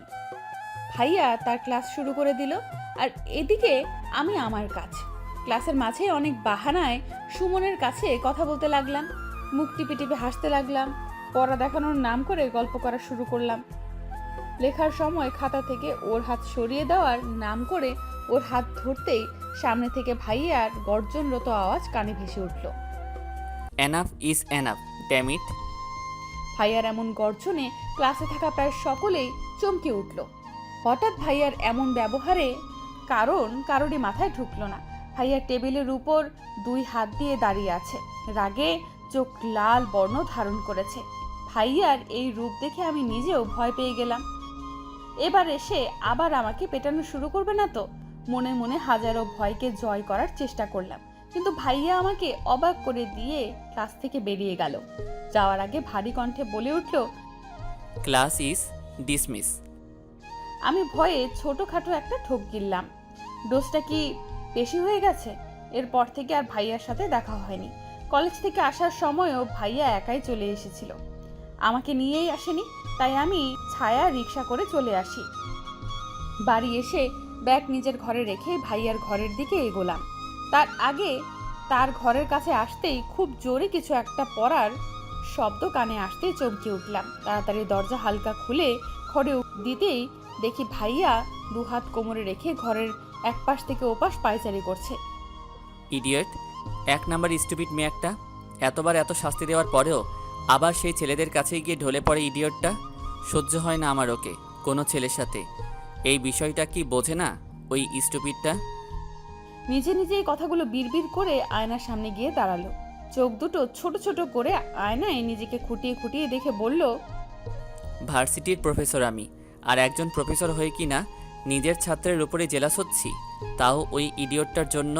ইউ ফুল। কথাটা বলেই খুব জোরে সামনে থাকা টুলে লাথি মেরে ওয়াশরুমের ভেতরে ঢুকে গেল। ভাইয়া রেহেন কাজে এতক্ষণ আমি মুখ চেপে হাসছিলাম। ভাইয়া ওয়াশরুমে ঢুকতেই আমি রুমের ভেতরে ঢুকে গেলাম। কেন জানি না এক মুহূর্তে আমার ভাংড়া নাচার ইচ্ছে হচ্ছে। ইস, ভাইয়া আমায় নিয়ে জেলাস, ভাবা যায়? ভাইয়া খুবই আনন্দের সহিত ফ্লোরের উপর পড়ে থাকা টুলটা ঠিক জায়গায় রেখে দিলাম। তারপরে নাচতে নাচতে চলে আসবো, তখনই আমার নজর গেল ভাইয়ার টেবিলের উপর। টেবিলের লাল কার্পেটের উপর নীল ডায়েরিটা যেন খুব বেশি দৃষ্টি আকর্ষণ করছে আমার। একটু কৌতূহল নিয়েই আমি টেবিলের কাছে গিয়ে ডায়েরিটা হাতে নিলাম। এটা কি ভাইয়ার ডায়েরি? কি আছে এই ডায়েরির মধ্যে? ভাইয়ার মনের কথা। এবার কৌতূহলটা যেন আরো বেড়ে গেল। আমি জানতে চাই ভাইয়ার মনের কথা। তাই অন্যের ডায়েরি তার বিনা অনুমতিতে পড়া অন্যায় জেনেও ডায়েরিটা খুললাম। প্রথম পেজ ফাঁকা পড়ে আছে, কিছুই লেখা নেই। তাই আমি আবার একটা পেজ উল্টাতে যা দেখলাম তাতে আমার চোখ কিছুক্ষণের জন্য থমকে গেল সেই পৃষ্ঠায়। এটা কে? আমি। ডায়েরির সাদা পাতায় পেন্সিলের আঁকা হাতে আঁকা ছবি, আমার প্রতিচ্ছবি। ছবিটা থেকে যেন চোখ সরানোই মুশকিল। হ্যাঁ, এটাই আমি। চোখ, কান, নাক, মুখ সবটাই প্রমাণ করে এটা আমি। কিন্তু তারপরেও কিছু একটা তফাৎ আছে এই ছবির সাথে আমার চেহারার। কিছু তো একটা পার্থক্য আছে, কিন্তু সেটা কি? খুব নিখুঁতভাবে দেখতে লাগলাম ছবিটাকে। এই ছবি আর আমার চেহারার কি অমিল রয়েছে? হ্যাঁ, পেয়েছি, অমিল আছে, অনেক অমিল আছে। আর সেই অমিলটা হচ্ছে ভালোবাসার। ছবিটা খুব ভালোবাসার সাথে অঙ্কন করা হয়েছে। এই চোখ শুধু চোখ নয়, এই চোখে যে হাজারো মায়ায় ভিড়। আচ্ছা, আমার চোখে কি আদৌ এতটা মায়া আছে? আমার তো মনে হয় না আছে। আর এই ঠোঁটের কোণে লেগে থাকা মৃদু হাসিটা, এ যেন কোনো সাগরের ঢেউ। আমার হাসি কি সত্যি এতটা সুন্দর? আচ্ছা, এই আমি কি আরমান ভাইয়ের মনের আমি? ভাইয়ার মনে আমার এতটা সৌন্দর্য বিরাজ করে? চোখের কোণ বেয়ে জল গড়িয়ে পড়ল। কতটা ভালোবাসলে মানুষ এতটা নিখুঁতভাবে কারোর প্রতি ছবি আঁকতে পারে? আমার কৌতূহল আবারও বেড়ে গেল। ভাইয়ার বুকে আমার জন্য ভালোবাসার পরিমাণ জানার আগ্রহ আরও বেশি বেড়ে গেল। তাই আমি আবার একটা পেজ উল্টালাম, আর ওই পেজে যা দেখলাম তা দেখার পর আমার হার্টবিট কিছুক্ষণের জন্য থমকে গেল। নিজেকে আর আটকে রাখতে পারলাম না, শব্দ করে কেঁদেই দিলাম। ডায়েরির সাদা কাগজে বড় বড় অক্ষরে লেখা, ভালোবাসি মিতু। এই লেখাটা দেখে মনে হচ্ছে ভাইয়া যেন আমার সামনে চিৎকার করে বলছে, ভালোবাসি মিতু, খুব খুব বেশি ভালোবাসি তোকে। তুই আমার ঘরে কি করছিস? আমার সেই চিরচেনা চমৎকার কণ্ঠটা শুনে আমি চট করে পিছু ফিরে তাকালাম। ভাইয়া টাওয়াল হাতে দাঁড়িয়ে আছে। হয়তো চোখে মুখের লাল আভাটা দূর করার জন্যই চোখ মুখে পানি দিয়েছে। আমার হাতে নিজের ডায়েরিটা দেখে চোখ মুখ শক্ত করে ধমক দিয়ে উঠল। তুই জানিস না কারো অনুমতি ছাড়া তার ডায়েরিতে হাত দিতে নেই? মিনিমাম এই কমন সেন্সটুকু তোর নেই? ভাইয়া আমাকে বকেই যাচ্ছে, কিন্তু আমি তার কথা শোনার মতো অবস্থায় নেই। নিজের অজান্তেই হাত থেকে ডায়েরিটা পড়ে যায়। নিজেকে আর ধরে রাখতে পারলাম না। দৌড়ে গিয়ে ভাইয়ার বুকে ঝাঁপিয়ে পড়ে হাউমাউ করে কাঁদতে লাগলাম। আজ এত সুখ সুখ কেন লাগছে আমার? যেন পৃথিবীর সব সুখ এসে এই বুকে বাসা বেঁধেছে, আর আমি এই বুকের একমাত্র অধিকারিণী। সত্যি আমি খুব ভাগ্যবতী। এমন ভালোবাসার মানুষ কয়জনে বা পায়? ভাইয়া হয়তো আমার এমন কাজে বুদ্ধিহীন হয়ে গেছে, হয়তো ভাবতে পারিনি আমি এমন কিছু করব। এতটা সুখের মাঝেও আমি অনুভব করলাম ভাইয়া ধীরে ধীরে তার হাত তুলছে, হয়তো আমায় নিজের সাথে আরো গভীরে জড়িয়ে নেওয়ার জন্য। তাই আমি আরো শক্তভাবে তার বুকে মাথা গুঁজে দিলাম। এমন সময় বড় মা কণ্ঠ কানে ভেসে এলো। বড় মার ডাক শুনে আমি ছিটকে দূরে সরে গেলাম।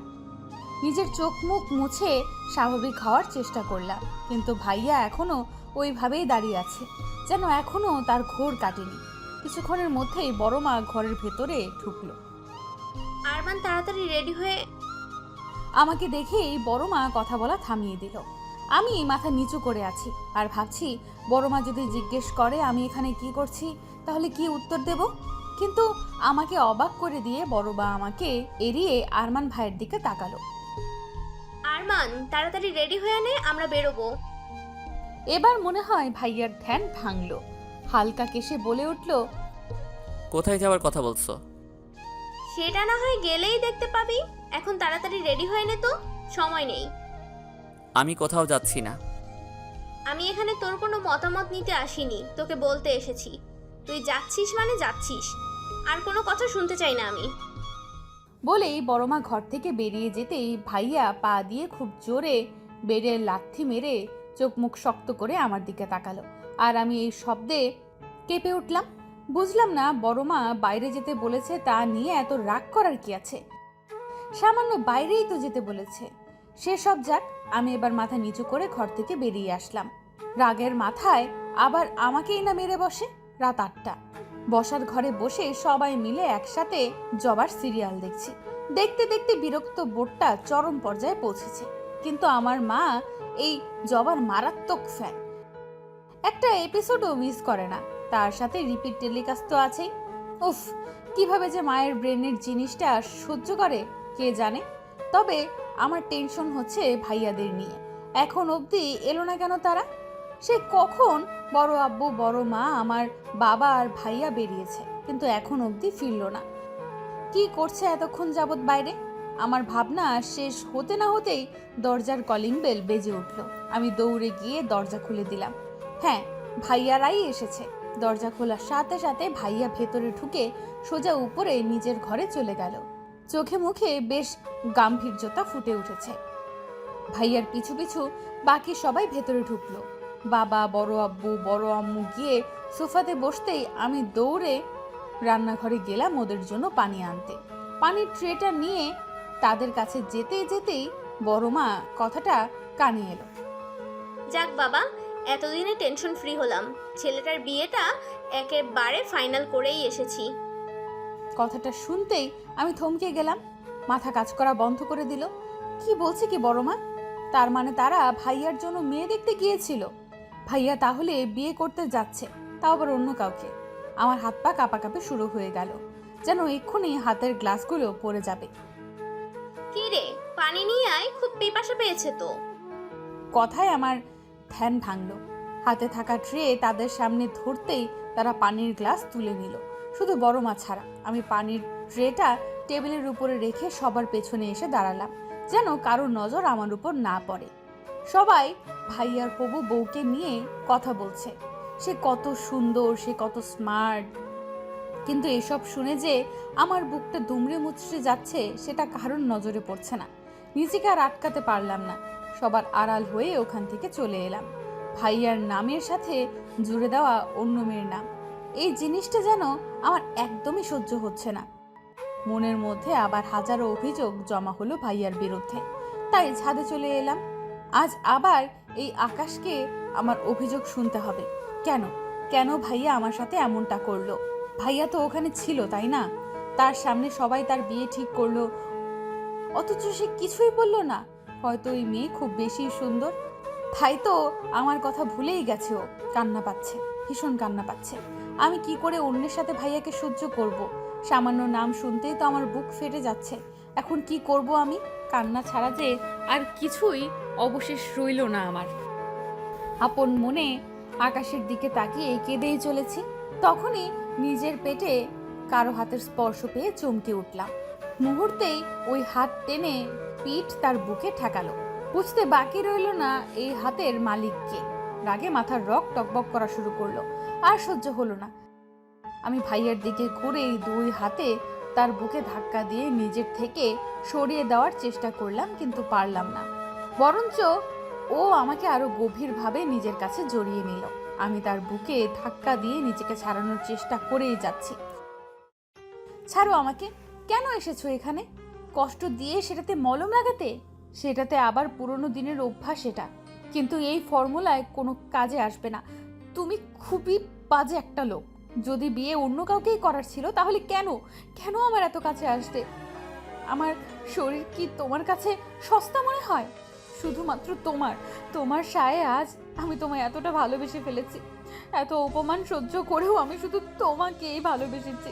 তোমার মুখের ভালোবাসি কথাটা শোনার জন্য ছটফট করেছি। এত কিছু হয়েছে শুধুমাত্র তোমার জন্য। কেন এত আশকারা দিয়েছো আমায়? ভালো যদি নাই বাসবে তাহলে কেন ভালোবাসার মানেটা শেখালে আমায়? কেন এত কষ্ট দিচ্ছ? সহ্য হচ্ছে না আমার। ভেতর থেকে দুমড়ে মুচড়ে ভেঙে পড়ছি আমি। দয়া করে আর কষ্ট দিতে এসো না, আর সহ্য করার ক্ষমতা নেই আমার। এক নাগারে কথাগুলো বলেই কান্নায় ভেঙে পড়লাম তার সামনে। এতে তার কি ভাবান্তর হলো বলতে পারবো না, কিন্তু হঠাৎই কানের কাছে কারো উষ্ণ শ্বাস অনুভব করলাম। ম্যাজিক দেখবি মিতো? ফিসফিস করে কথাটা বলে এই ভাইয়া আমার দিকে তাকালো, আর আমি তার কথার মানে বুঝতে না পেরে ফ্যাল ফ্যাল করে তার চোখের দিকে তাকালাম। এটা কি মজা করার সময় যে ও আমায় এখন ম্যাজিক দেখাতে চাইছে?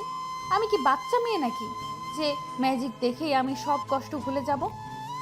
এসব ভাবনার মাঝেই আমি অনুভব করলাম আমি হাওয়ায় ভাসছি। ভালো করে খেয়াল করে দেখলাম ভাইয়া আমায় কোলে তুলে নিয়েছে। কি করতে চাইছে কি ভাইয়া? কিছুই তো বুঝতে পারছি না।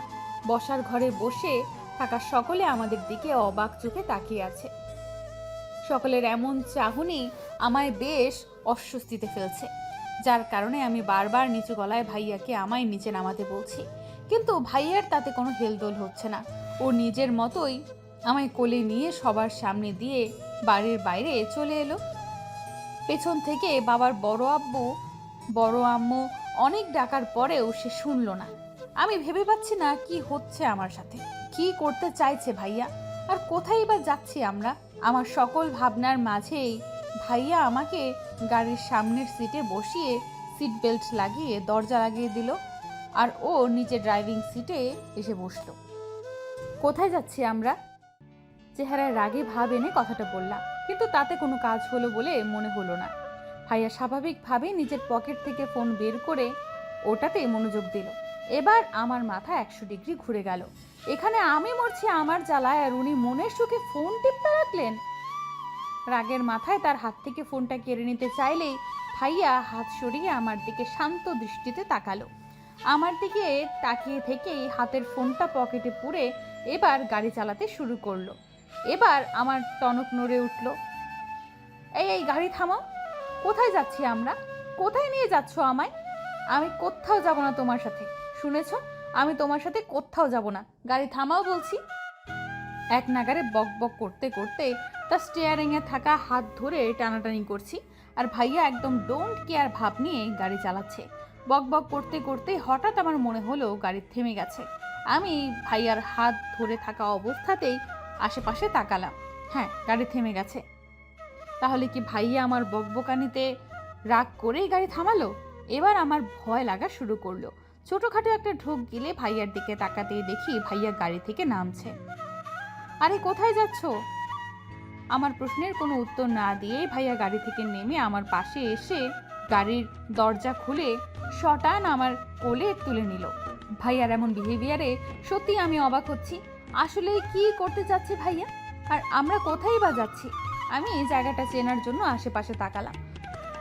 হঠাৎই আমার চোখের সামনে অফিসের টাঙানো বোর্ডের উপর আটকে গেল। সাথে সাথেই বুকটা ধরাস করে উঠল। এ তো ম্যারেজ রেজিস্ট্রি অফিস, কিন্তু ভাইয়া আমায় এখানে কেন নিয়ে এলো? না না, আর এই লোককে বিশ্বাস করা যাবে না। এর মতলব আমার কাছে ঠিক লাগছে না। তাই নিজের শরীরের সর্বশক্তি দিয়ে নিজের হাত পা ছোড়াছুড়ি শুরু করে দিলাম। ছাড়ো আমায়, আমি কোথাও যাব না। আমায় এখানে কেন নিয়ে এসেছো? আমি যাব না তোমার সাথে, ছাড়ো বলছি আমায়। হাত পা ছোড়াছুড়ি করেও কোনো লাভ হলো না। ভাইয়া খুব শক্তভাবে আমায় ধরে অফিসের ভেতরে ঢুকলো। ও ভেতরে ঢুকতেই দুজন ছেলে ওর সাথে এসে দাঁড়ালো। আমি এই দুজন ছেলেকে চিনি, আরমান ভাইয়ের বেস্ট ফ্রেন্ড রনি আর পিয়াস। ছোট থেকে খুব ভালো বন্ধু এরা। ওরা কাছে আসতেই আরমান ভাই তাদের উদ্দেশ্যে বলে উঠল, সব রেডি তো? হ্যাঁ, সব অ্যারেঞ্জমেন্ট হয়ে গেছে। আরে আমি কাজী সাহেবকেও রেডি করে রেখে দিয়েছি, শুধু তোদের আসার অপেক্ষা ছিল। রনি ভাইয়ার কথা শুনে আমার ভয় আরো দ্বিগুণ বেড়ে গেল। একটা ঢোক গিলে ভাইয়ার দিকে তাকালাম। পিয়াস ভাইয়া আর আরমান ভাইয়ের কোলে দেখে দাঁত কেলিয়ে বলে উঠল, কিরে ভাই, শেষমেশ ভাবিকেও তুলে নিয়ে চলে এলি? অত কথা বাদ দে, আর নিজেদের কাজে মন দে। বলেই আমার একটা চেয়ারে বসিয়ে দিল। আমার সামনে একজন উকিল কালো কোট পরে বসে আছে। ভাইয়া তাকে উদ্দেশ্য করে বলে উঠল, কাগজপত্র সব রেডি? হ্যাঁ হ্যাঁ, শুধু সাইনটা করে দিলেই হয়ে যাবে। বলেই উকিল মহাশয় ভাইয়ার সামনে কিছু একটা কাগজ আর একটা কলম এগিয়ে দিল। ভাইয়া কলম হাতে নিতেই আমি একটা ঢোক গিললাম। আজ তো ঢোক গিলে গিয়েই আমার পেট ভরাতে হবে দেখছি। আরে আমি তো ভুলেই গিয়েছিলাম, এত কিছুর মধ্যে তো আমার ডিনারটাই হয়নি। আমি হয়তো একাই একজন যে বিপদে পড়লে খাওয়ার কথা মনে পড়ে। খাওয়ার কথা মনে পড়তে আমার প্রচণ্ড রকম খিদে পেল। খিদে পেট চোচো করতে লাগলো, কিন্তু নিজের খিদেটাকে এই মুহূর্তে দমন করে ভাইয়ার দিকে মনোযোগ দিলাম। ভাইয়া হাতে কাগজ নিয়ে সাথে সাথে সাইন করে দিল। তার সাথে রনি ভাই আর পিয়াস ভাইও, বুঝলাম তারা সাক্ষী হিসাবে সাইন করলো। এবার এলো আমার পালা। ভাইয়া আমার দিকে তাকাতেই আমার বুক ধক করে উঠল। অলরেডি আমার হাত পা কাঁপাকাঁপি শুরু হয়ে গেছে। কি করব কিছুই বুঝে উঠতে পারছি না। পালাবো নাকি? কিন্তু তার জন্যও তো হাত পা চলার দরকার। আমার তো হাত পা কিছুই কাজ করছে না। ভয়াতুর দৃষ্টিতে ভাইয়ার দিকে তাকালাম। ভাইয়া আমার কাছেই এগিয়ে আসছে। আমার কাছে এসেই পেপারটা আমার সামনে তুলে ধরলো। সাইন কর। না, আমি সাইন করব না বলেই আমি মুখ ঘুরিয়ে নিলাম। কি করে করব সাইন? যতই আমি আরমান ভাইকে ভালোবাসি না কেন, তবুও আমার জীবনে আমার বাবা মার প্রায়োরিটিটা অনেক বেশি। তাদের না জানি আমি কি করে বিয়ে করে নিতে পারি। আমি চাই আরমান ভাইকে বিয়ে করতে, কিন্তু এভাবে নয়। পরিবারের সম্মতিতে বাবা মাকে সামনে রেখে বিয়েটা করতে চাই। বাবা মারও তো কত ইচ্ছে আছে আমার বিয়ে নিয়ে। আমি কি করে তাদের এইভাবে ঠকাতে পারি? আমার কান্না পাচ্ছে, ভীষণ কান্না পাচ্ছে। ভাইয়া যদি আমায় বিয়েই করতে চায় তো কথাটা সবার সামনে কেন বললো না? এইভাবে সবার আড়ালে বিয়ে করার মানে কি? এইসব ভাবনার মাঝেই আমি অনুভব করলাম আমার চেয়ার দুলছে। হঠাৎ এমন কিছু হওয়ায় কিছুটা ভরকে গেলাম, কিন্তু নিজেকে সামলে নিয়ে বুঝলাম ভাইয়া আমাকে তার দিকে ঘুরিয়ে দুই পাশে চেয়ারের হাতল হাতে রেখে একদম আমার মুখের কাছে মুখ এনে বলল, সাইন করবি নাকি আমি ওই মেয়েকে গিয়ে বিয়ে করে নিব, যার সাথে আমার বাবা মা আমার বিয়ে ঠিক করেছে। 5 কলেমা 3 বার কবুল আর 101 টাকা দেন মোহরে আমাদের বিয়েটা সম্পূর্ণ হলো। এই মুহূর্তে নিজেকে পৃথিবীর সবচেয়ে বড় স্বার্থপর বলে মনে হচ্ছে যে নিজের সুখের জন্য বাবা মাকে এভাবে ঠকালো। বাড়িতে গিয়ে কিভাবে সবার সামনে দাঁড়াবো আমি? কিভাবে তাদের জানাবো আরমান ভাইকে পাওয়ার লোভে আমি তাদের শখ আহ্লাদকে জলাঞ্জলি দিয়ে এসেছি? তারা কি সহ্য করতে পারবে এটা? বাবা মাকে কি করে বলবো যে তাদের মেয়ে এতটা স্বার্থপর হয়ে গেছে? খুব কান্না পাচ্ছে আমার, খুব। আমার সাথেই কেন এমন হয় আমি বুঝি না। যেখানে আরমান ভাইকে দিয়ে করার খুশিতে আমার লাফানো উচিত, সেখানে আমি কিনা বাবা মাকে কি জবাব দিব সেই ভাবনায় বিভোর। আমার ভাবনার মাঝে আরমান ভাই আমায় কোলে তুলে নিলেন। বুঝতে পেরেছি এই লোক আজ আমায় আর হাঁটতেই দেবে না। সেই কখন থেকে শুধু কোলে চড়েই বেড়াচ্ছি ছোট বাচ্চাদের মতো। আমি কি হাঁটতে পারি না নাকি? আমি অসহায় দৃষ্টিতে ভাইয়ার দিকে তাকালাম। ভাইয়া প্লিজ নিচে নামাও, আমায় বাড়ির লোক এভাবে দেখলে আমায় অস্বস্তিতে পড়তে হবে, প্লিজ। আমি আমার মিনতির সুরও বুঝি তার কান অব্দি গেল না। সে নিজের মতোই হেঁটে চলেছে। কিছুক্ষণের মধ্যে বাড়িতে ঢুকতেই দেখলাম সকলে এখনো ঘরেই বসে আছে। সবার চোখে মুখে চিন্তার ছাপ। নিশ্চয়ই আমাদের জন্যই চিন্তা করছিলেন। কিন্তু মুহূর্তেই আরমান ভাইয়ের কোলে আমায় দেখে চিন্তার ছাপটা বদলে গিয়ে সবাই অবাক চোখে আমাদের দিকে তাকালো। আরমান ভাই সবার সামনে এসে আমার কোল থেকে নামিয়ে দিল। আমি মাথা নিচু করে দাঁড়িয়ে আছি। আমাদের দাঁড়িয়ে থাকতে দেখে আব্বু বলে উঠল, এটা কিরকম আচরণ আরমান? এত রাতে কোথায় গিয়েছিলি তোমরা? বিয়ে করতে। আরমান ভাইয়ের এমন সোজা সাপটা কথায় আমার হার্ট ফেল হওয়ার জোগাড়। এই লোকের কি একটুও ভয় করছে না? কি বলছিস কি আরমান? যা বলছি সত্যি বলছি। এসবের মানে কি? পাগল হয়ে গেছিস তুই? এখানে তোর বিয়ে ঠিক হয়ে গেছে আর তুই কিনা মিতুকে বিয়ে করে নিয়ে ঘরে ঢুকলি। আমাদের একবারও জানানোর প্রয়োজন বোধ করলি না? বাবা বিয়েটা ঠিক করার সময় যখন তোমরা আমার মতামত নেওয়ার প্রয়োজন বোধ করনি, তখন আমিও বিয়ে করার সময় তোমাদের মতামত নেওয়ার প্রয়োজন বোধ করলাম না। আরমান ভাইয়ের এই কথাটার মাঝেই আমার মা সামনে এসে দাঁড়ালো। এইসব কি শুনছি মিতু? তুই এতটা নিচে নেমে গেলি? এরকমটা করতে লজ্জা হলো না? নিজের ভাই সমতুল্য কাজিনকে তুই বিয়ে করে নিলি। তোকে আমি বলেই আমাকে মারার জন্য হাত তুলতে আরমান ভাই আমার সামনে এসে দাঁড়ালো। মায়ের দেওয়া চরটা তার বাহুতে গিয়ে লাগলো। আরমান সরে দাঁড়া তুই। আজ আমি এই মেয়েকে মেরেই ফেলবো। কাকিমা ভুলে চেও না, তুমি কার গায়ে হাত তুলতে যাচ্ছ? সে এখন আমার বিয়ে করা স্ত্রী, আর আমার স্ত্রীর গায়ে হাত তোলার অধিকার আমি কাউকে দেইনি। আমি ওর মা, আমার অধিকার আছে ওর উপর। কিন্তু ওর স্বামী আর স্ত্রীর উপর সর্বপ্রথম অধিকার তার স্বামীর থাকে। কথাটা শেষ হতে না হতেই আরমান ভাইয়ের গালে খুব জোরে একটা চর বসলো। চরটা আর কেউ নয়, বড় মা মেরেছে। নাটক করছিস সেখানে? সার্কাস চলছে? আরে তুই যদি একটা রাস্তার পাগলকে বিয়ে করে নিয়ে আসতি, তাকেও আমি সম্মানে বরণ করে ঘরে তুলতাম। কিন্তু এই অপায়া মেয়েকে কখনো আমি এই বাড়ির বউ হিসেবে মানব না। এই মেয়ে তোর জীবন ধ্বংস করে দেবে। সর্বনাশী এই মেয়ে, যার জীবনে যাই হোক না কেন, যার জীবনেই ধ্বংস করে দেয়। মা ভুলে যেও না, তুমি যার সম্পর্কে কথাগুলো বলছো সে এখন আমার স্ত্রী। নিকুচি করেছে তোর স্ত্রী। মানি না এই অপায়াকে তোর স্ত্রী হিসেবে। তোকে আমি বারবার বলেছিলাম এই মেয়ের থেকে দূরে থাক, দূরে থাক। এই মেয়ে তোর জীবন ধ্বংস করে দেবে। জন্মের পর থেকে শুধু ধ্বংসই করে এসেছে। জন্মের পরপরই নিজের বাপের ব্যবসা গেল, সাথে 2 বছরের জেলও হলো। তারপরে নিজের মাকে বান্দি বানালো। সেদিন ওই পীর বাবাও এই মেয়ের হাত গণনা করে বলেছিলেন এর জীবনের সাথে যেই জড়াবে তার জীবনও ধ্বংস ছাড়া আর কিছুই হবে না। আর সেই কথা সত্যিই প্রমাণ হলো যখন এই গ্রামে তার নানার বাড়ি পা রাখতে না রাখতেই বন্যায় তাদের ঘর বাড়ি ভাসিয়ে নিয়ে গেল। আর কিছুদিন আগেও দুবার বিয়ে ভাঙলো ওই মেয়ের। আর কি প্রমাণ চাই এই মেয়ের অপায়া হবার? কতবার আয়েশাকে বললাম এই মেয়েকে দূরে কোথাও রেখে আসতে, কিন্তু ও তো কোনো কথাই শুনলো না। বরঞ্চ এখন আমার ছেলের ঘাড়ে এই মেয়েকে চাপাতে চাইছে। কিন্তু মা হয়ে নিজের ছেলের এত বড় ক্ষতি আমি কিছুতেই হতে দেব না। এই সর্বনাশী জ্ঞান আমি কিছুতেই আমার ছেলের জীবনে আসতে দেব না। বড় মা এক নাগারে কথাগুলো বলেই যাচ্ছে, কিন্তু আমার আর শোনার ক্ষমতা নেই। সব কিছু কেমন যেন আবছা আবছা লাগছে। চোখের জলটাও অবাধ্য হয়ে এসেছে। আমি অপয়া, সর্বনাশী। আজ বাবা মার এই অবস্থার জন্য আমি দায়ী। শুনেছিলাম আমি ছোট থাকতেই মায়ের একটা অ্যাক্সিডেন্টে মা দ্বিতীয়বারের মতো মা হওয়ার ক্ষমতা হারায়, কিন্তু সেটার জন্য যে আমি দায়ী সেটা কখনোই বুঝতে পারিনি। শুনেছিলাম বাবা খুব শখ করে আমার নামে কোম্পানি খুলেছিল, কিন্তু কারো দেওয়া ধোকার কারণে বাবার কোম্পানি ডুবে যায়, যার সাথে 2 বছরের জেলও হয়। এরপর বাবা না নতুন করে ব্যবসা শুরু করতে পেরেছিল আর নাই বা কোনো জব পেয়েছিল। তখন থেকে বড় আব্বুর দয়ায় আমরা বেঁচে আছি। সব কিছু আমার জন্য হয়েছে, আমার পোড়া কপালের জন্য। হতে পারে দেখার দৃষ্টিভঙ্গি আলাদা, কিন্তু যা বলেছে তা তো সব সত্যিই বলেছে। আমি নানুবাড়ি যাওয়ার পর দিনই তাদের ঘর বাড়ি বন্যায় ভেসে যায়। তার মানে বড় মা ভুল কিছু বলেনি। আমি অপয়া, সর্বনাশী। আমার জীবনের সাথে যে জড়াবে তার জীবনই ধ্বংস হয়ে যাবে। নিজের অজান্তেই যে কখন 1 পা 2 পা করে ছাদে চলে এসেছি বুঝতেই পারিনি।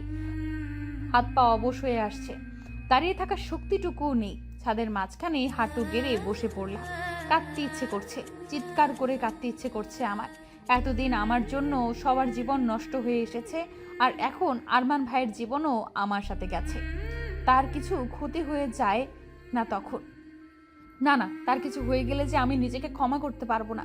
আমি কি করে তার ক্ষতির কারণ হতে পারি? ভালোবাসি তাকে, নিজের থেকেও বেশি ভালোবাসি। তার জন্য সব কিছু করতে পারি, সব কিছু। হঠাৎই মনে হলো কেউ আমার পাশে হাঁটু গেড়ে বসলো। আমার কাঁধে হাত রাখতেই আমি ঘুরে আরমান ভাইকে জড়িয়ে ধরে হাউমাউ করে কেঁদে উঠলাম। নিজের মনকে হালকা করার খুব জরুরি এখন আমার।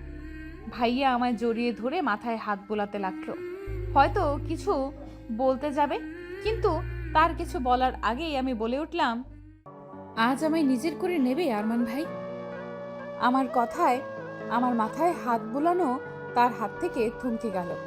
আমি এমন কিছু বলবো হয়তো আশা করেনি, কিন্তু আমি চাই আজ তাকে নিজের করে পেতে, নিজের সব কষ্টকে ধুয়ে মুছে নিংড়ে ফেলতে। আরমান ভাই প্রায় অনেকক্ষণ ধরেই নীরবতা পালন করছে, আর আমি তার বুকে মাথা রেখে তার বুকের থুকপুক শব্দটা শুনছি। আজ বুকে শুধু হতাশাই ধরা দিচ্ছে। আজ আরমান ভাইয়ের এই হতাশার কারণটাও আমি। সব কিছুর জন্য শুধু আমিই দায়ী, শুধুই আমি। আমার এই ভাবনায় বিচ্ছেদ ঘটিয়ে আরমান ভাই হঠাৎ করেই আমায় কোলে তুলে নিচের দিকে যাওয়া শুরু করলো, আর আমি চুপচাপ তার বুকে মাথা রেখে বুকের হতাশাগুলো গুনছি। কারণ আমি জানি আজ এই মুহূর্তটা শুধু তার আর আমার।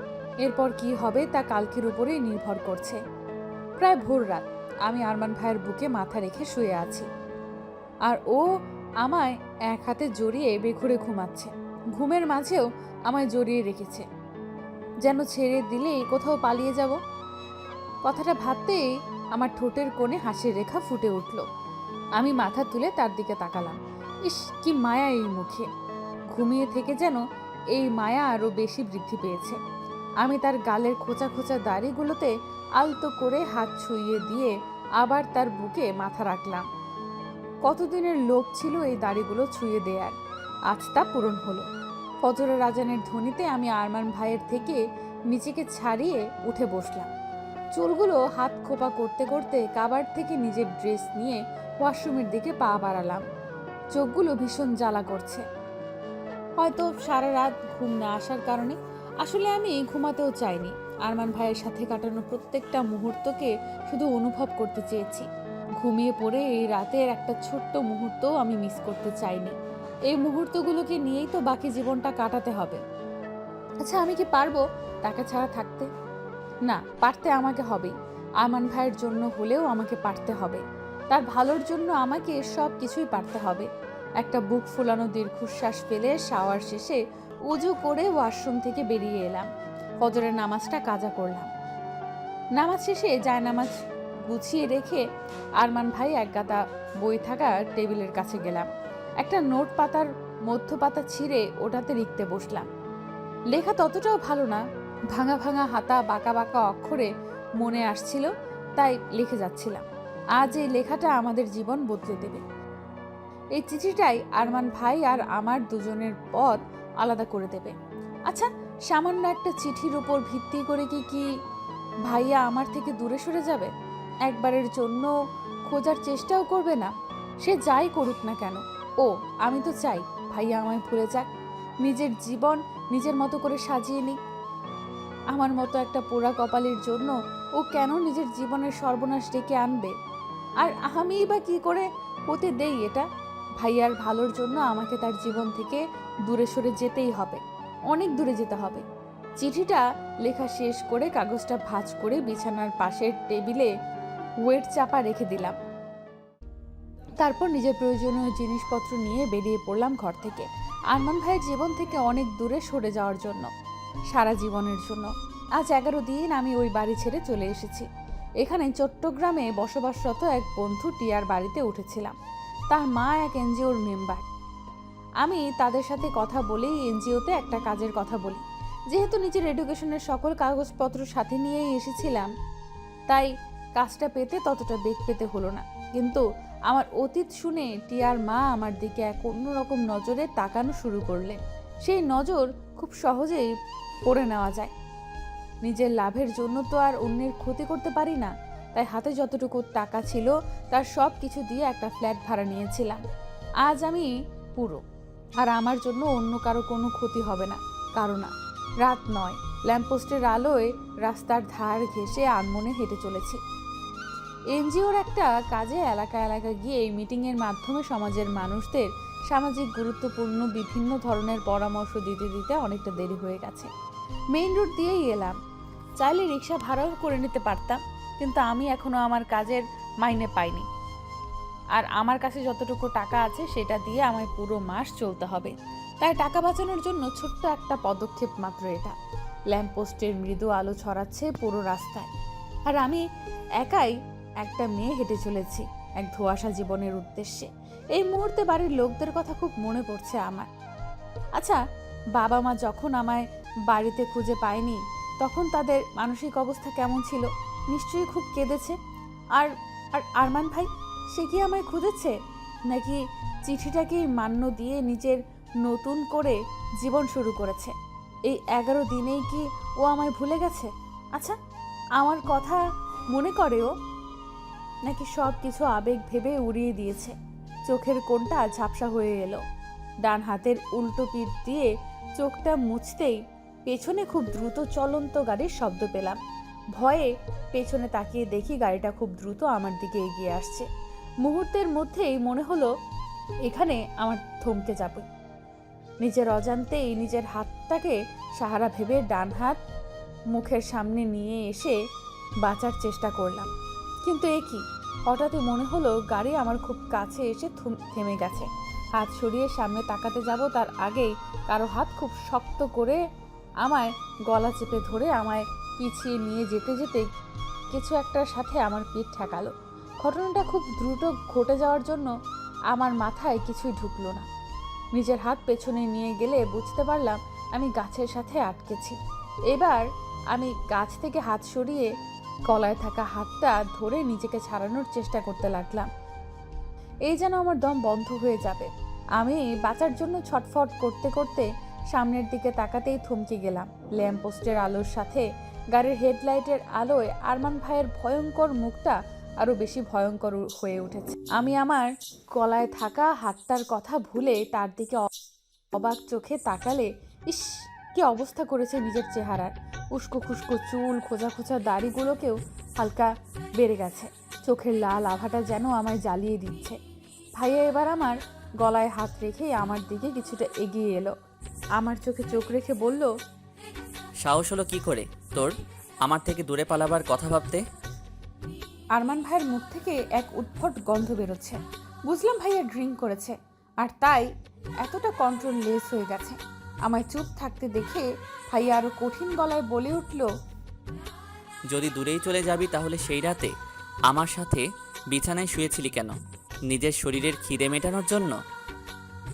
তার কথায় এইবার আমি ঘেন্নায় মুখ সরিয়ে নিলাম। অস্পষ্ট কণ্ঠে কিছু বলতে যাব তার আগেই আরমান ভাই আলমোড়ো শক্ত করে আমার গলা চেপে ধরে বলল, চুপ, একদম চুপ। একটা শব্দ গলা থেকে বের করলে গলা চেপে মেরে এখানেই পুঁতে রাখবো। কি ভেবেছিস কি তুই আমি তোকে খুঁজে পাবো না? এই পৃথিবীর যেই কোণাতেই লুকিয়ে থাক না কেন, তোকে আমি খুঁজে বের করবই। আমার থেকে পালানো এতটা সহজ নয়। খুঁজে তো আমি তোকে সেই কবেই পেয়েছি, কিন্তু প্রচণ্ড রকমের রাগ আমাকে জেঁকে বসেছিল।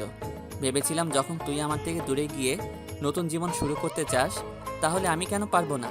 ভুলতে চেয়েছিলাম তোকে, তোকে ভোলার জন্য সব ধরনের মাদকদ্রব্য সেবন করে মাদকাসক্ত হয়েছি, কিন্তু তোর নেশা সব কিছুকে হার মানিয়ে দিয়েছে। একটা মুহূর্ত তোকে ভুলতে দেয়নি আমায়। নেশা তুই আমার, তোর নেশাতে নেশাগ্রস্ত আমি, তোকে ছাড়া থাকা অসম্ভব। আরমান ভাইয়ের কথাগুলো বলতে বলতে আমার গলা ছেড়ে গালো বুড়ো আঙুল দিয়ে স্লাইড করতে লাগলো। নিজের ঠোঁট আমার ঠোঁটের একদম কাছাকাছি নিয়ে এলো। তার এমন আচরণে আমার বুক দুমড়ে মুচড়ে যাচ্ছে, ভীষণ কান্না পাচ্ছে আমার, কাঁদতে ইচ্ছে করছে। তার বুকে মাথা রেখে কাঁদতে ইচ্ছে করছে, কিন্তু আমার সব ইচ্ছেকে ধুলি চাপা দিয়ে ভাইয়া হঠাৎই আমার গাল ছেড়ে হাত ধরে টানতে টানতে গাড়ির দিকে নিয়ে যেতে লাগলো। হঠাৎ করেই আমার গালে খুব জোরে একটা চড় পড়ে। গালে হাত দিয়ে অশ্রুসিক্ত চোখে অপরাধীর মতো মাথা নিচু করে দাঁড়িয়ে আছি বাড়ির সকলের সামনে। থামলে কেন কাকি? আরও দুটো কষে দাও, এই মেয়ে এটারই যোগ্য। আরমান ভাইয়ের কথা শুনে আমার কান্নার বেগ আরো বেশি বেড়ে গেল, কিন্তু আমার মা আমার কান্নাকে পাত্তা না দিয়ে আমার দু বাহু শক্ত করে ধরে নিজের দিকে ঘোরালো। বলতে পারিস তোর কোন জিনিসটাই আমরা কোনো কমতি রেখেছি? এত ভালোবেসেছি তোকে, নিজেরা না খেয়ে তোকে খাইয়েছি, আর তুই এত বড় একটা ভুল সিদ্ধান্ত নিয়ে বসলি। এইদিকে তাকা, বাড়ি থেকে চলে যাওয়ার সময় একবারও কি তোর আমাদের কথা মনে পড়েনি? একবারও মনে হলো না আমরা কি নিয়ে বাঁচবো? তুই তো আমাদের একমাত্র সম্বল রে, তোকে নিয়েই বেঁচে আছি আমরা। তাহলে কোন সাহসে তুই এই সিদ্ধান্ত নিলি? কিভাবে চলে গেলি তুই আমাদের ছেড়ে? কথাগুলো বলতে বলতেই মা কান্নায় ভেঙে পড়ল। মায়ের কান্না দেখে আমারও ভীষণ কান্না পাচ্ছে। এবার বুঝতে পেরেছি আমি কত বড় ভুল করেছি। তাদের ভালো করতে গিয়ে যে তাদের এতটা কষ্ট দিয়ে ফেলেছি বুঝতেই পারিনি। আরমান ভাই ঠিক ছিল, আরও কিছু চরের যোগ্য আমি। এতটুকু শাস্তিতে হবে না আমার। মাথা নিচু করে কেঁদেই চলেছি, তখনই বড় মা এগিয়ে এলো। আমি বলেছিলাম না, এই মেয়ে যার জীবনেই যাবে তার জীবনটাই ধ্বংস করে দেবে। এই মেয়ে একবার দেখ আমার ছেলের জীবনটা কি করেছিস তুই। কয়েকদিনে তো ওর মুখটা দেখারও সুযোগ হয়ে ওঠেনি। যদিও কখনো কখনো বাড়ি ফিরেছে, তখন তো তার দিকে তাকানো কষ্টদায়ক হয়ে গিয়েছে। কি অবস্থা হয়েছে আমার ছেলেটার চেহারার, সব তোর জন্য হয়েছে। আমার ছেলের এই অবস্থার জন্য তুই দায়ী। স্টপ ইট মা, এখনও তোমার বলা শেষ হয়নি? সেদিন কি কিছু কম বলেছিলে যে আজ আবার শুরু হয়ে গেলে? হ্যাঁ, তোমার ছেলের এই অবস্থার জন্য ওই মেয়েটাই দায়ী, কিন্তু ও আমার জীবনে আসার জন্য নয়, কিছুদিনের জন্য ও আমার জীবন থেকে চলে যাওয়ার জন্য আমার এই অবস্থা। আমি বুঝি না তুমি এমন নিকৃষ্ট মানসিকতার কি করে হতে পারো। কিছু দুর্ঘটনাকে তুমি মৃত্যুর ঘাড়ে চাপিয়ে দিচ্ছ। আমি কোনো দুর্ঘটনাকে চাপিয়ে দিচ্ছি না ওর ওপর, যা সত্যি তাই বলছি। কোন সত্যির কথা বলছো? কাকার ব্যবসায় ধোঁকা খাওয়ার কথাটা? সেটা কাকার নিজের অনভিজ্ঞতার কারণেই হয়েছে। আর যদি তুমি কাকির অ্যাক্সিডেন্টের কথা বলো, তাহলে আমি বলি ঢাকায় এমন অনেক অ্যাক্সিডেন্টই হয়। তুমি কোন কোন অ্যাক্সিডেন্টের দায়ভার মৃত্যুর ওপর চাপাবে? আর ওই পীর যার কথা শুনে তুমি মৃত্যুকে আজ অবধি দোষারোপ করছো, সে কিছু বছর আগেই ভণ্ড পীর প্রমাণ হয়ে এখন জেল খাটছে। আর এখন বাকি রইল দুবার বিয়ে ভাঙার কথা, ওটা মৃত্যুর জন্য নয়, আমার জন্য ভেঙেছে। ভাইয়ার এই কথায় সবাই তার দিকে অবাক চোখে তাকালো। আমার চোখেও প্রশ্নবোধক চিহ্ন আটকে রইল। আমার বিয়ে ভাইয়ার জন্য ভেঙেছে, কিন্তু কিভাবে? আমি ভেঙেছি ওই বিয়ে। আমি জানতাম মা মিতুকে ততটা পছন্দ করে না, তাই তার থেকে দূরে থাকার চেষ্টা করতাম, কিন্তু আমি ওকে অন্য কারোরও হতে দিতে পারতাম না, তাই সবার আড়ালেই আমি ওর বিয়ে ভেঙেছি। আর ওই বন্যা? মা, বন্যা আসবে এই নিউজটা খবরে নিউজ পেপারে কতদিন আগে থেকে ছাপা হচ্ছিল। এটা একটা প্রাকৃতিক দুর্যোগ, যা মিতু গ্রামে গেলেও আসতো, না গেলেও আসতো। তবে কি জানো তো মা, তোমার এই দৃষ্টিভঙ্গি আমি হাজার চেষ্টা করলেও বদলাতে পারবো না, যদি না তুমি নিজের থেকে বদলানোর চেষ্টা করো। বড় মা আরো কিছু বলতে যাবে, কিন্তু তার আগেই বড় আব্বু বলে উঠল, উফ, কি হচ্ছে এখানে? এত সব কথা কেন হচ্ছে? আমাকে বলবে দয়া করে।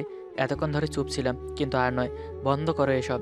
আর মিতু, তুমি যা করেছো তা অবশ্যই ভুল ছিল, আর ভুলের শাস্তি তোমাকে পেতেই হবে। আর সে শাস্তি হিসেবে তোমাকে আবার আমার ছেলেকেই বিয়ে করতে হবে। বড় আব্বুর কথায় আমি চমকে উঠলাম। আমার ছেলে তোমাকে ভালোবাসে, তোমার সাথে সে সুখে থাকবে। আর একজন বাবার এর থেকে বর পাওয়া আর কি থাকতে পারে? বিয়ে আবার হবে, ধুমধাম করে হবে। কি বলিস রাজ্জাক? বলেই বাবার কাঁধে হাত রাখলো বড় আব্বু। বাবার চোখ ছলছল করছে। তার সাথে আমারও। প্রায় 1 মাসের মধ্যে দ্বিতীয়বারের মতো আমাদের বিয়েটা হলো। তবে এই বিয়েটা পরিবারের সম্মতিতে, ধুমধাম করে, একদম আমার স্বপ্নের মতো করেই পেয়েছি আমি আমার ভালোবাসার মানুষকে। কিন্তু এই কয়দিনে আরমান ভাই আমার সাথে তেমন কোনো প্রয়োজন ছাড়া কথাই বলেনি। হয়তো এখনো অভিমান করে আছে আমার উপর। বড় মাও কেমন ভারী ভারী, হয়তো আমায় মেনে নেওয়ার চেষ্টা করছে। কিন্তু যেই কাজটা এতদিন ধরে হয়নি সেটা এত সহজে কি হতে পারে? তারপরও হয়তো নিজেকে বদলানোর চেষ্টা করছে। আমি এই মুহূর্তে লম্বা ঘুমটা টেনে আরমান ভাইয়ের ঘরে বসে আছি তার অপেক্ষায়। কিন্তু তার আসার এখনো কোনো নামগন্ধ নেই। নিশ্চয়ই বাইরে তার বন্ধুরা তাকে আটকেছে। বেচারার হাল বোধহয় আজ তার বেহাল করে দিয়েছে। ভাইয়ার বেচারা মার্কা মুখটা ভাবতেই বেশ হাসি পাচ্ছে আমার। আনমনে তার কথা ভেবে হাসছি। ঠিক তখনই দরজা খোলার শব্দ কানে এলো। বুঝলাম ভাইয়া এসেছে। আমি উঠে তাকে সালাম করতে যাব, তার আগেই ভাইয়া সরে গেল। আমি অবাক চোখে তার দিকে তাকাতেই সে অন্যদিকে মুখ করে বলল, অনেক রাত হয়েছে, শুয়ে পড়ো। কথাটা বলেই ও বারান্দায় চলে গেল। তার এমন কথায় আমার ভীষণ কান্না পাচ্ছে। ভাইয়া কি তাহলে আর কোনো দিনও আমার সাথে কথা বলবে না? আমার একটা ভুলের জন্য আমায় এত বড় শাস্তি দেবে ও? খুব নিকুচি করেছে তার শাস্তি, মানে না আমি কোনো শাস্তি টাস্তি। আজ তো তাকে আমার সাথে কথা বলতেই হবে। দেখি কি করে কথা না বলে থাকে। আমি আমার ভারী শাড়িটা 2 হাতে উঁচু করে ধরে বারান্দার দিকে অগ্রসর হলাম। আরমান ভাই উল্টো ঘুরে ব্যস্ত নগর দেখতে দেখতে সিগারেটের ধোঁয়া উড়াচ্ছে। ও মাঝে মাঝে স্মোক করত। আমি সেটাকে পরোয়া না করে সোজা তার সামনে গিয়ে রেলিংয়ে ঠেস দিয়ে দাঁড়ালাম।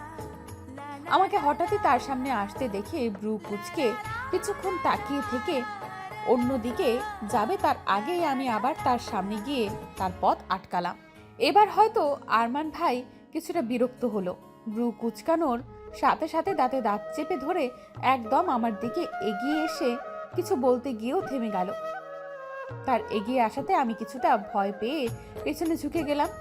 যার রাগ যদি চরটর মেরে বসে তখন। কিন্তু আরমান ভাই কিছু না বলেই আবার সেখান থেকে চলে আসবে, তখনই আমি তার ডান হাত চেপে ধরলাম। ভাই এবার প্রচন্ড মাত্রায় রেগে আমার দিকে এগিয়ে আসতে গেল, কিন্তু তার আগে আমি তার হাত আমার পেটের উপর রাখলাম। আমার এই কাজেও কিছুটা অবাক চোখে আমার দিকে তাকালো। তুমি যদি আমার সাথে কথা না বলো তাহলে কিন্তু আমরা তোমার উপর ভীষণ অভিমান করব। কথাটা বলে মুখ ফুলিয়ে তার দিকে তাকালাম। যদিও নিজের চেহারায় ইনোসেন্ট লুক নিয়েছিলাম, তারপরও আমার বুকের ভেতরে এক প্রকার তোলপাড় শুরু হয়ে গিয়েছিল। আমার কথায় তার অনুভূতিটা কিরকম হবে তা দেখার জন্য অধীরে আগ্রহে আমি আরমান ভাইয়ের দিকে তাকালাম। আরমান ভাই নিজের চোখে এক সাগর বিস্ময় নিয়ে একবার আমার দিকে আর একবার আমার হাতের দিকে তাকাচ্ছে। আমার ঠোঁটের কোণে মুচকি হাসি আর চোখে এতগুলো আগ্রহ নিয়ে তার দিকে তাকিয়ে আছি তার অনুভূতিটা জানার জন্য। আরমান ভাই জিহ্বা দিয়ে নিজের ঠোঁট ভিজিয়ে নিয়ে অন্যদিকে তাকালো, হয়তো নিজের চোখের জল আড়াল করার জন্য। কিন্তু তার চোখের ছলছল দৃষ্টিটা তো অনেক আগেই আমার কাছে ধরা পড়েছে। ভাইয়া 2 বার জোরে জোরে শ্বাস নিয়ে আবার আমার দিকে তাকালো। তারপর কাপা কাপা গলায় বলে উঠল, ইউ নো হোয়াট, আজ হয়তো এই প্রথম কারো বাসর যে কিনা বাসর রাতেই জানতে পারছে সে বাবা হতে চলেছে। তার আবেগপূর্ণ এমন কথায় আমার ভেতরটা কেঁপে উঠল।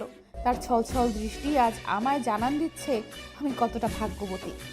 আরমান হাঁটু গেড়ে বসে আমার পেটে আলতো করে নিজের ঠোঁট ছুঁইয়ে আবার উঠে দাঁড়িয়ে হঠাৎ করেই আমায় জড়িয়ে ধরল। ভালোবাসি মিতু, খুব খুব খুব বেশি ভালোবাসি তোকে। তুই তো আমার জীবনে অ্যাঞ্জেল হয়ে এলি রে। এঞ্জেল? তাও আমিও কি কারো জীবনের এঞ্জেল হতে পারি? হ্যাঁ পারি, কেন পারি না? আমি এঞ্জেল, আরমান ভাইয়ের এঞ্জেল। এই থুরি, আমি কি বলছি? নিজের স্বামীকে ভাই বলে সম্বোধন করছি, কিন্তু যদি ভাই না বলি তাহলে কি বলে ডাকবো? নাম ধরে? এই না না, ও আমার কত বড়। নাম ধরে ডাকলে কেমন জানি দেখায়, আরে কি বলবো, ওগো শুনছো? ইস কি লজ্জা গো। নিজের লজ্জা লুকাতে আমি তার বুকে নিজের মাথা গুঁজে দিলাম, কারণ লজ্জার উৎপত্তি যেখান থেকে তার নিঃশ্বাসও যে সেখানেই। বেঁচে থাকে এইভাবেই হাজারো ভালোবাসা এই সমাজের দৃষ্টিভঙ্গি পেরিয়ে।